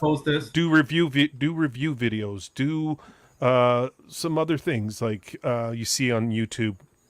Do draw streams, I don't know. There's people that do choose your own adventure. They read from choose your own adventure and they get a big draw. Like you got to think outside the box and not just rely on being a live show and then think, oh, I'm not getting the views. I'm not getting the subscribers. Well, you're not going to get that much because like you got to reach outside somehow. Well, here's something that I, sorry. No, I'm sorry. Well, I just wanted to say, I just think that people underestimate the power of friggin' actual physical contact with human beings. Like I've been here, I've watched this industry change over the internet. Like, I mean, my buddy Paul Jenkins, who's like, I'm a fan of his worship. He's always been so sweet to me. I watched him struggle at Marvel because he didn't play the social media game the way Brian Bendis and these other artists did. And he was told point blank from Joe Quesada, you don't get in there and become a social media darling. We're not going to be hiring you like we're hiring all these other guys. We want these people who are playing this like social game. So like seeing it go that way and then watching like what's really happened with people, like we end up just kind of squandering each other's energy a little bit. Like, like when these things can be fun and it is like, oh, cool, I invited some friends on, we're talking about some comics and we're having a nice time and whoever comes is cool. Like that's cool. And that shit helps build the community. Absolutely. But I think that people underestimate how much worth it has to just go to a number of conventions, go to 10 conventions, over the course of a year, go to whatever ones that you can get to that are close to you, have some books, have a banner. It says your name. It has a picture of one of your original ideas. Like I remember stupid characters like the Badger, because I've seen the banner at the comics thing and he did a good job with his banner and like that shit. That's what I've been building towards. Yeah. Next year I should have a good library of different books to be able to start going to cons and like not just have one book, right? Like sitting on a table. Like I want to have like four different titles, right? Yeah. So yeah. But like I don't know how many how old everybody here is. I might be showing my age here, but an idea for like a show that I wouldn't even call it a show, but anybody remember a show called The Bookbird on PBS when you were a kid? If you're old enough, if you're in your 40s. What's it called again? I remember reading Rainbow. No, okay, so The Bookbird was a dude. The letter people? It was also called Cover to Cover. It was also called Cover to Cover. And what it was it was a dude who would sit in front of this big, huge, like white drawing pad on an easel. And he had a mustache, and he started off, he would tell you like what the story was going to be for the day. What is the name of this show? Cover to Cover or The Bookbird.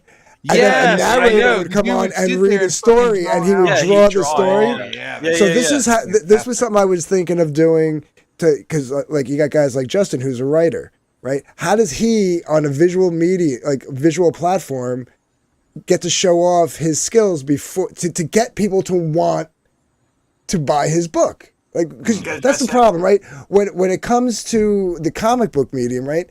You know you want to back somebody's book, because especially if they're an artist like Matt, because you see him draw on stream, you see the artwork on the campaign. But how do you know that Justin's a good writer?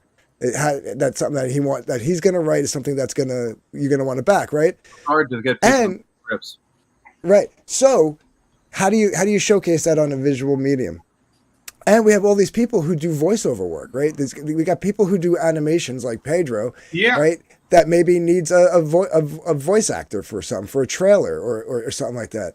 Mm-hmm. So the way I was kind of thinking of doing like a cover to cover Redux type of show where like you can get a couple of different artists. Like I can get Matt, I can get me, I can get whoever else, and then get Justin to write a short 10 to 15 minute story.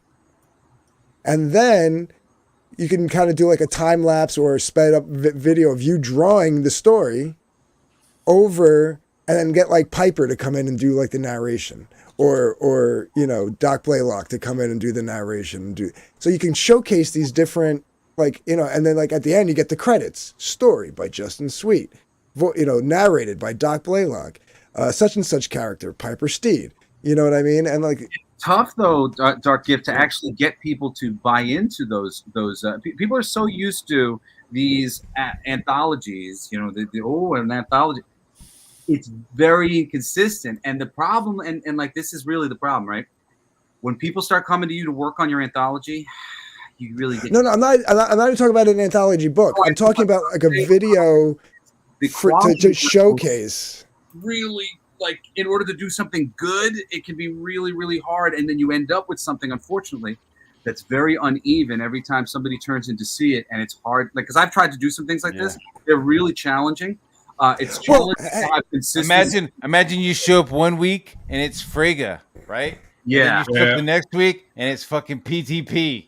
You know what I mean? No, but listen. But here's the thing, right?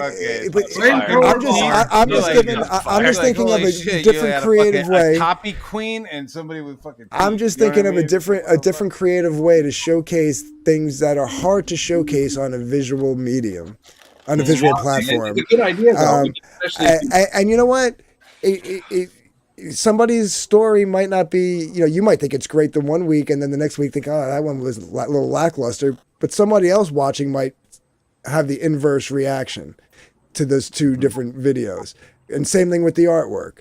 Somebody might like both of them, So I mean, it's just, but that's capitalism, right? I mean, that's voting with your wallet. Like that would be super fun to do.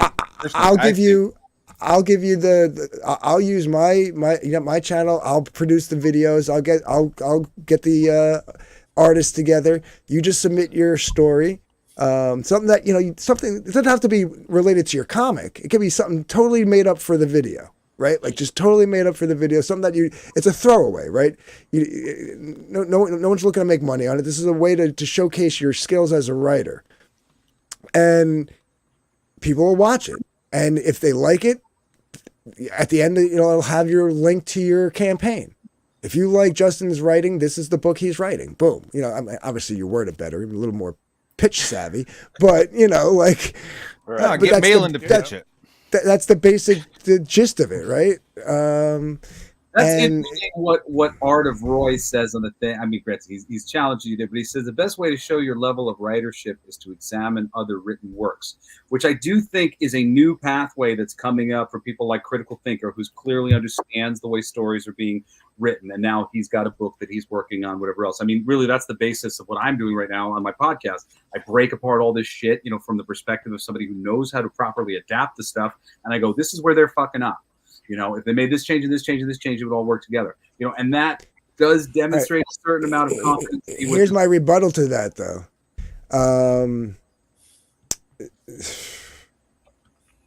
Yeah, I agree. God, what were their names? I'm trying to think of it. What I just said? The two thumbs up guys. Oh, Siskel and Ebert? Critiqued movies all day long. Does anybody think either one of them could have made a good movie? Yes, but this is what I'm saying. There's a new area of the landscape that has popped up, and nobody was sitting. Like people were sitting there throwing shit at the TV for Robert Ebert. It's like seriously, like those guys. The criticism of old and the criticism of now are very different because there's books like Save the Cat and Stephen King's On Writing and all of the things that William Goldman ever wrote that you can read to become a great fucking writer, and it's very clear to anybody who has read those books if you've read books like that or not. And clearly, nobody's reading that shit. Or if they have, they are not applying the stuff to what they're doing right now. The people who are getting the jobs right now, they are just hyper-focused on their socialization because it's very clear that they can get hired by behaving that way. So everybody's having it reinforced that if they want to get paid, they got to play the political game. And most people, they have no shame. They're really happy to just say whatever the fuck gets them the job. And like, that's like taking the whole... I get you. I get you on that. You know, but I think you're talking about something totally different though. Like those two guys, they looked at it objectively. They didn't look at it like everyone else is doing lately, subjectively. Like everyone has. Can you explain the difference? Objectively, you're looking at it and without any information. You're taking it for what it is. Okay. You're like an object, right? You're taking it, you're looking at it, and then you give your opinion. Subjectively, you're taking your feelings and your thoughts and your emotions. That's what's being presented to you, and then expressing it. So, like, that's where we're at right now with everything. Everyone thinks, oh, it's so subjective. It's subjective. It's subjective. Well, no. Let's look at it objectively. Is the movie good? Is the book good? Whatever the case, and then pick out the parts that aren't working. But everyone's so everyone's so hypersensitive with everything that it doesn't work. I don't know. I and maybe because it was my idea, I'm a little biased, but I really just feel like if you were, it's like having a 10-minute audio book on a YouTube channel that you might be in a field that you know with people that you already know. You know what I mean? Like, and I get what Art of Roy is saying, and I'm just saying like, yeah. Justin can go onto a stream and critique a book or something like that, and that might help people establish some trust in his writing skills. And I'm sorry that I keep going to Justin. He's the only writer on the stream that I know. I don't know if anybody else is a writer. Sorry, I didn't know. I just met you. I just met you, Jesse. I just met you. I write too. I write haikus. I didn't know if you were an artist or a writer or what. I didn't want to assume anything. So I just. But that's the problem right there. That's the problem you're saying right there. Like people are critiquing, but they're not doing it. They're doing it subjectively. They're putting their opinions on it that are emotionally based or their likes or dislikes. It's not objective. That's what I'm talking about. If you're going to do it objectively, then you'll get an honest opinion. But we're not getting that right now. And that's the problem with I'm everything. saying Justin could do that and maybe gain some trust, but like he can, yeah. Right, but does he have anything to actually go, okay, now that I have your trust and that you know that I know what I'm talking about, does he have anything from there that he can actually hand somebody to say, this is what I do? This would help do that, right? I'm saying this would help do that. This would help facilitate that. Hand out the log line. You know, like my last book that I did, it kind of sold itself. It was The Gods and a Battle of the Bands. It was easy enough. But my next book literally sells itself. It's called Fucking for Our Future. And whenever I tell anybody the title, they go, really? That's what the title? Like, yeah, the simple concept is this planet and the men and the women, they split up 1,000 years ago. And now the women's cloning machines are broken. And now they're sending these power armors out into the wilderness to find the men who have de-evolved into animals. And they have to get sperm samples. And it's the future. Like, if you can log line appropriately, you can start to beat the system. I was trying to do this at freaking Marvel, but they're so superficial. They would always be looking at me as the son of D. Snyder and not as a fucking writer who was trying to give them good shit that they could do. And instead of taking one of my good ideas that I was trying to offer to them, they were like, all right, how about we put you on a vampire romance comic book? Can you create some vampire and love for us? Because you're handsome and your dad's famous and we want Twilight money. Like, this is the type of stupid decisions that get made. And then you sit there going, okay, the comics community is going to fucking hate this idea, but let me see what I can do if I can make this something they'll like. And then they will fight you And literally, you'll be sitting there working on their behalf, trying to prevent them from gutting a project and making it a worse selling, worse received item than it would be if they just let you do the thing, because they have no fucking clue what they're doing. It's like there was fights going on in the offices for the Daredevil Born Again show from people who were trying to keep it on track, and then these fucking assholes, they blow up because of all the wrong reasons about the material because they don't understand what they're doing. Yeah. Well, Amen. okay. What the fuck? Fair point. Hey, you can melt in our brains, dude. Yeah. Well, I got to Stop bounce soon making here. so much So sense. You stop making the sense of things. Yeah. Well, it's very frustrating, to me, because it used to be this business thing. Oh yeah, you got to make money. You guys have failed at business so badly. The people who are controlling this IP. Oh my God! And to spend 20 years of my life watching them drive slowly into the iceberg, going, "Oh my God, there's an iceberg! You're heading for it. This is no good." We should be mad at the people hiring these editors and shit. I am. I'm curious. Be like, yeah, I'm not really mad at these goofy ass editors that are ruining the stuff. Really. I'm mad at the people who are hiring them. Yes. Who those are. well, what are they being told though? What are the editors being told from above? It's shit trickles down, right? So yeah. You know what? I don't give a fuck what they're being told anymore. Hail Comicsgate. I don't give a fuck with those fucking pussies in those offices that have to share the fucking offices at this point. They've so butt fucked the industry. Fuck them. I don't care. I'm I've made shit look cool for other people long enough, and now I'm making my own shit. Don't hold back. Tell us what you really think. I mean, isn't that what we're here for? I don't know. I mean, some people, it's like I've been helping other people make goofy shit look cool for a long time, and I'm not listening to them anymore. I'm north of the wall, and I don't give a fuck. Ooh. And if you're like us, you have friends.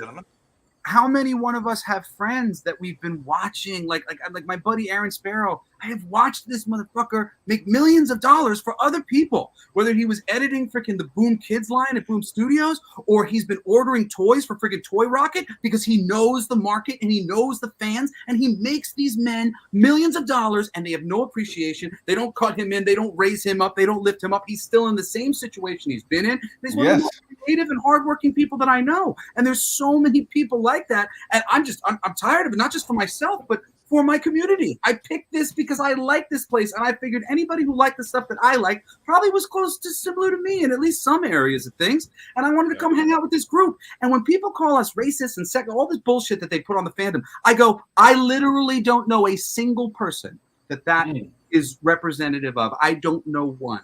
I don't know. I find it cute when they call me racist. I got a lot of they're misspelling. They're really supposed to be saying rascal. Rascal. Like, oh, rascal. My sister's brother's husband is also his niece. I do look at my father funny, though. So maybe there's a little... Oh, that's my brother, man. There's a little something there. There's a little something yeah, there. Dude, we're north of the wall. You know what I mean? We're all fucking tribes. Oh my God, Wildlings, and fucking Ethan Van Sciver is fucking Mance Raider right now. He's like the fucking biggest, strongest fucking wildling. He's more like 1-1, but yeah. He's like what? 1-1, the giant. Oh, really? Yeah. Nah, I'm thinking that's Donald DeLay. He's like Donald DeLay or Kelsey would be 1-1. Oh yeah. I just do my own thing, man. Yeah, I just stay in my lane. I just stay in my lane. Everybody. Yeah, I mean, doing your own thing is that is proactively saying fuck you. Like if they're like, yeah, we don't really need fucking white cis males to be doing shit. We're trying to focus on these other weird gay shit. Like you creating comic books that are your own is your own fucking protest. Yep. 100%. Which is mine. Like my stuff, it's not going to be the politics of it aren't going to be right on the nose. It's going to be fucking subtle, like it's supposed to be, but it's it's going to be escapist. You know, I'm not preaching to you. I'm trying to fucking, you know, entertain you, show you fucking cool robots and monsters and fucking ninjas and that's like the thing, man. You know what I mean? Like I want your money. That's what I want to talk about: robots and monsters and ninjas. Oh my! Look, you know where I want Rock and Roll Ninja right next to your toilet. That's where I want it. I want Rock and Roll Ninja right next to your toilet. Like so holding your toilet paper. Like no, Chrome, I don't want you dog, to fucking take a shit on it. Paper. Every time you go to take a shit, I want you to be like, "Oh fuck yeah, Rock and Roll Ninja!" And I just want, I want the Rock and Roll Ninja to be your bathroom book. Yeah, you drop a deuce. Yeah, like every time you gotta drop a deuce, be like, "I'm in the bathroom," and you're in there until your legs go numb. I want your legs to go numb. Oh my gosh, what in the world is that? This was from Chris Gore. Oh my gosh, that guy. He gives a very nice goodie bag, and this was in the goodie bag for the Film Thread goodie bag. Celebrities Scoop. It's just as really terrible as you imagine it might. Okay. I mean, I kind of knew that already. But it's coming up it's over 2 hours. I gotta get going here. I got some family stuff. Is anybody want to give shout outs? Actually, I'll be on Cannoli Sasquatch channel doing a review of The Departed. Wednesday, I will have Miss Sassy Sasquatch on my channel. Thursday, I'll be premiering The Gooch, that show. The Gooch. And I'll be on Bone Bridgers before that. And then next Tuesday, I have Mandy Summers on. So that'll be a lot of fun. I'll be looking forward to that. Get her in the hot seat. And Mandy. I know I'm just bouncing around, just doing my thing. So, again, thanks for having me on. I appreciate it always. You're awesome, bro. And all you guys are doing great things. Keep it up. And if you want, always hit me up and get you on the show. So, wow, cool. See you, man. Hey, Jay. Yeah, dude. All right, okay, guys. Take care. Okay, take it easy. See, you got anything? We're closing out. You got anything? Got a final word? Oh, sure. Yeah, I mean, I'm satisfying my campaign now for King of Kings. If anybody's out there who donated to King of Kings, thank you guys so much. We raised our bread, and like I'm about to start coloring the second issue, which is like freaking 4 years waiting to color the second issue. So I'm so freaking excited. I'll be offering the second issue once we fulfill this and what. But before I do that, I'm going to be doing that fucking for our future book, which is going to be dope. But I'll come on again when it's time to talk about that. I do a podcast every Wednesday and every Saturday. It's called The Coolest Geek Alive. It's really just a show on writing, basically just breaking down all these concepts and how it's being adapted in ways that are divisive when it shouldn't be. That's it. Super bueno. Excellent, sir. Pedro? Well, Pedro? 200 signups for Waifus on Kaijus, working hard on the trailer. It's going to be a freaking Thundercats level animated trailer because I'm smooth like that. And dude, you like babes, robots, kaijus, big ass boobs, and ass. You're checking all the right boxes, brother. Wait, did you say kaiju level boobs? Yeah. Kaijus and boobs at the same time. Okay. In my book, the kaijus have boobs and the robots have boobs. Dude, you need to do a nude cover with Godzilla with like stacked just coming through it and like just boobs, fellas. Boobs smashing through buildings. Yeah, the boobs taking out a building. Yeah, exactly. I love this stream. Those would sell. Justin? So I got 2 words. I got Chrome and I got dog with a hyphen in the middle. So Chrome Dog. No. Check it out. It's on fundmycomic.com. It is running a little behind right now, but it is still funding. So, and we're around $500 away from the next stretch goal, which is going to be a Wally the Wolf sticker. So, but in the meantime, Luke Stone, which is the proprietor for Fund My Comic, he's also the artist for Chrome Dog, and he's just flying through these pages. I've got Patrick Gamma; he's on the colors. And we're looking to get this thing buttoned up like mid-November and get it fulfilled, hopefully first part of December. But in the meantime, back me today, back often, back early. Plus, you can actually click on. There's a link in the campaign to actually download a 10-page Ashcan preview PDF. Oh, sweet. So it's the first 10 pages of the 32-page book. So if you want to see what I'm doing, that's a great way for you to just check it out. So, but yeah. And I'm on Twitter at JustinKSweet, as you see right there in my little boop, boop, boop, right there. So, Mr. Dark Gift, sir. Yes. Well, first, I just wanted to say I caught that. I didn't really catch that it was you, but Jesse, it's nice to meet you. Like when you said that you were Dee's son, I realized I knew you from your music work. I never knew you were into comics too. Oh, nice. Oh, that's so cool. Yeah, I make music too. I'm very shy. I'm like people don't like. I'm a weirdo because I can talk and I like to make people happy and I'm a people pleaser. So like I'm very sweet and kind and easy to talk to, but I kind of hide and like I'm a little weird about how I go. No, I get that. I'm not. I'm familiar with some of your because like you. Number one, I know you did like some stuff with the movie that your dad was in. Yeah, man, I was the music soup. I'm really proud of that soundtrack. Hell yeah. Yeah. That's how I like. That's first of all how I first knew that Dee Snider had a son. First of all, he did a movie called Strangeness. This cool horror movie. If you're a horror guy, like it was like really. I love that movie. It was a predecessor to things like Saw and like shit like the torture porn that like came out later. But he made this movie, and really kudos to my pops. He was just like, I'm not a young person at this moment in time, but you are, my son. So I can't pay you, but you can help me figure out what this soundtrack is because I want it to be modern and really like matter to people. And I had full veto power. I kept a couple really shitty bands off that soundtrack, and we got Kid Rock before he was anything, Eminem before he was anything. We had bands like Rammstein and Incubus, which I couldn't get on the soundtrack, but they were like up for it. It was amazing. It was like my personal heavy rock, like 90s mixtape. And like we named so many bands that would go on to be huge. It was awesome.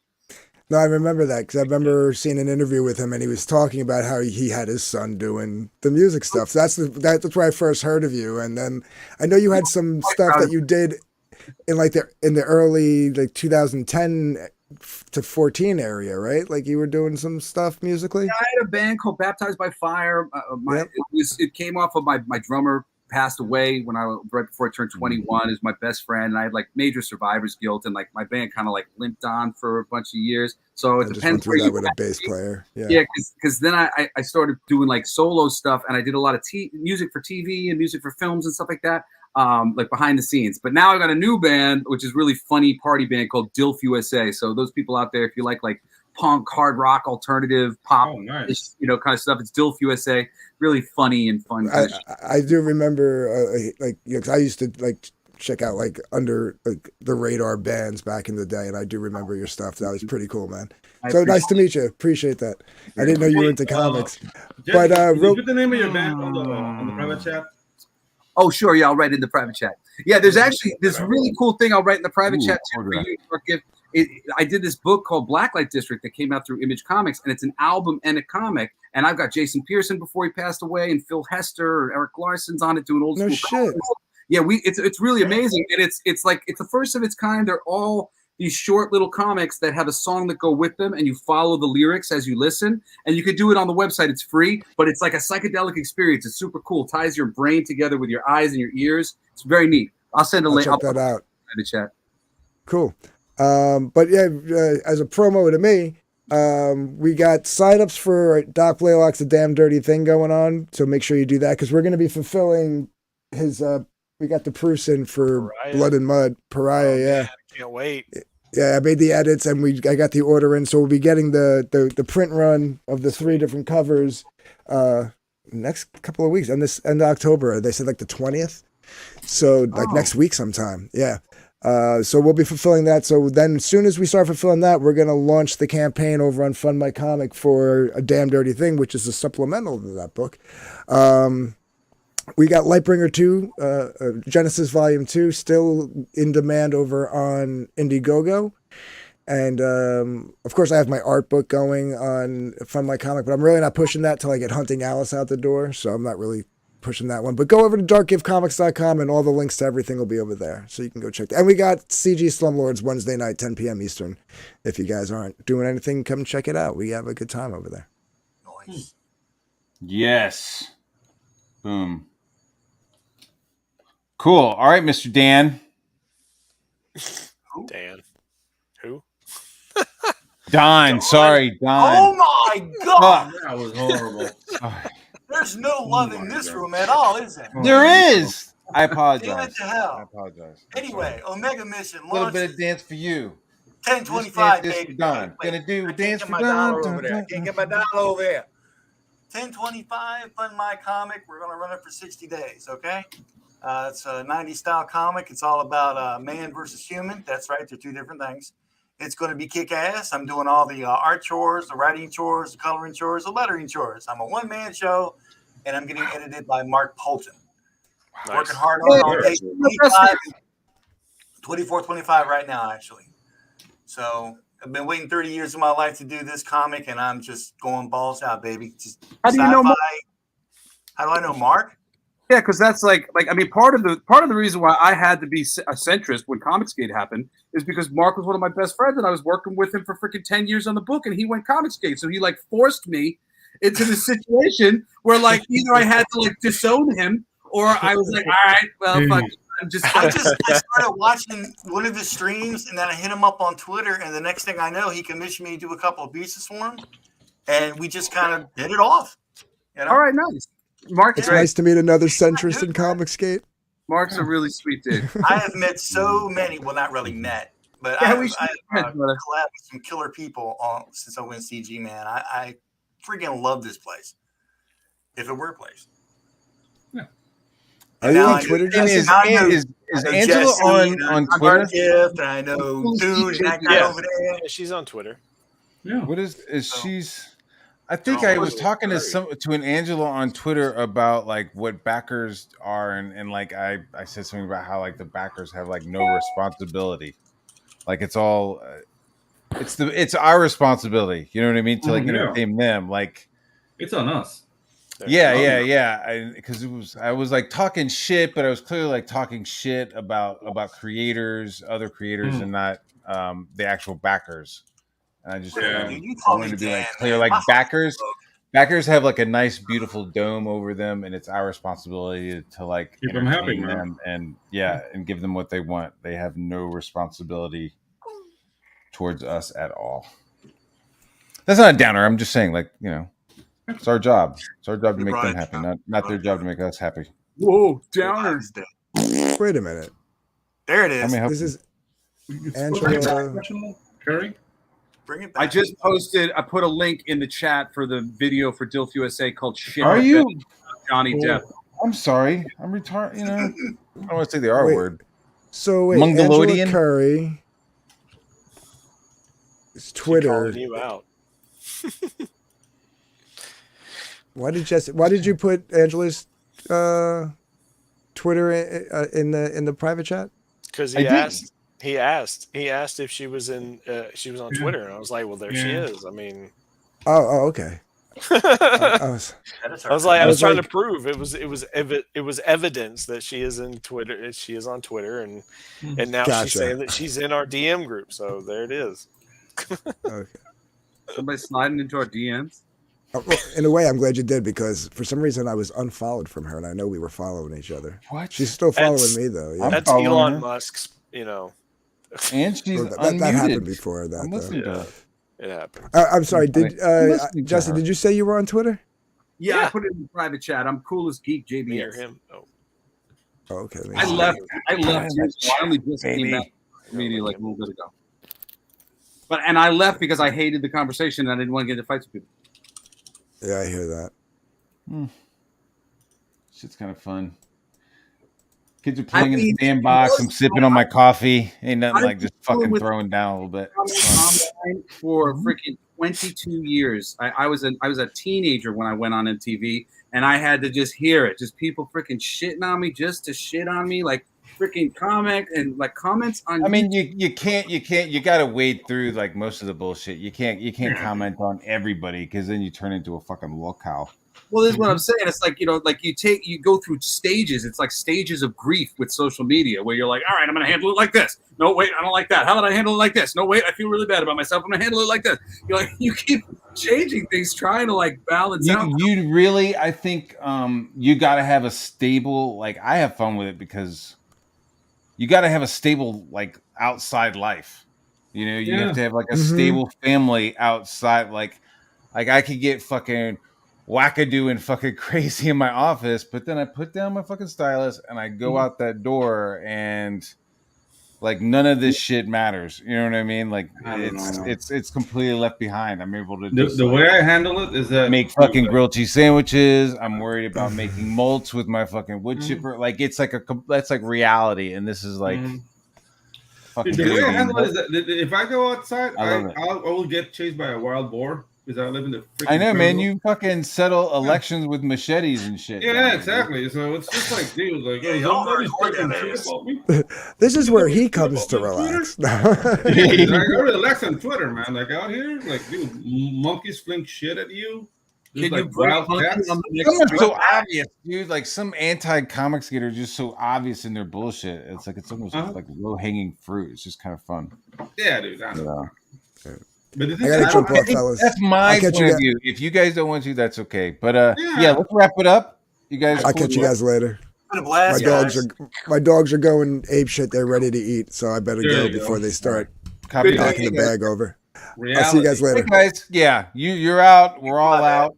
We're all out. In 2 hours, 2.5 hours. Really? So I'll see you next Monday. Next stream. Peace. Raise the bar. Raise the bar. Be brave. Be honest, and be true. Okay. Raise the bar.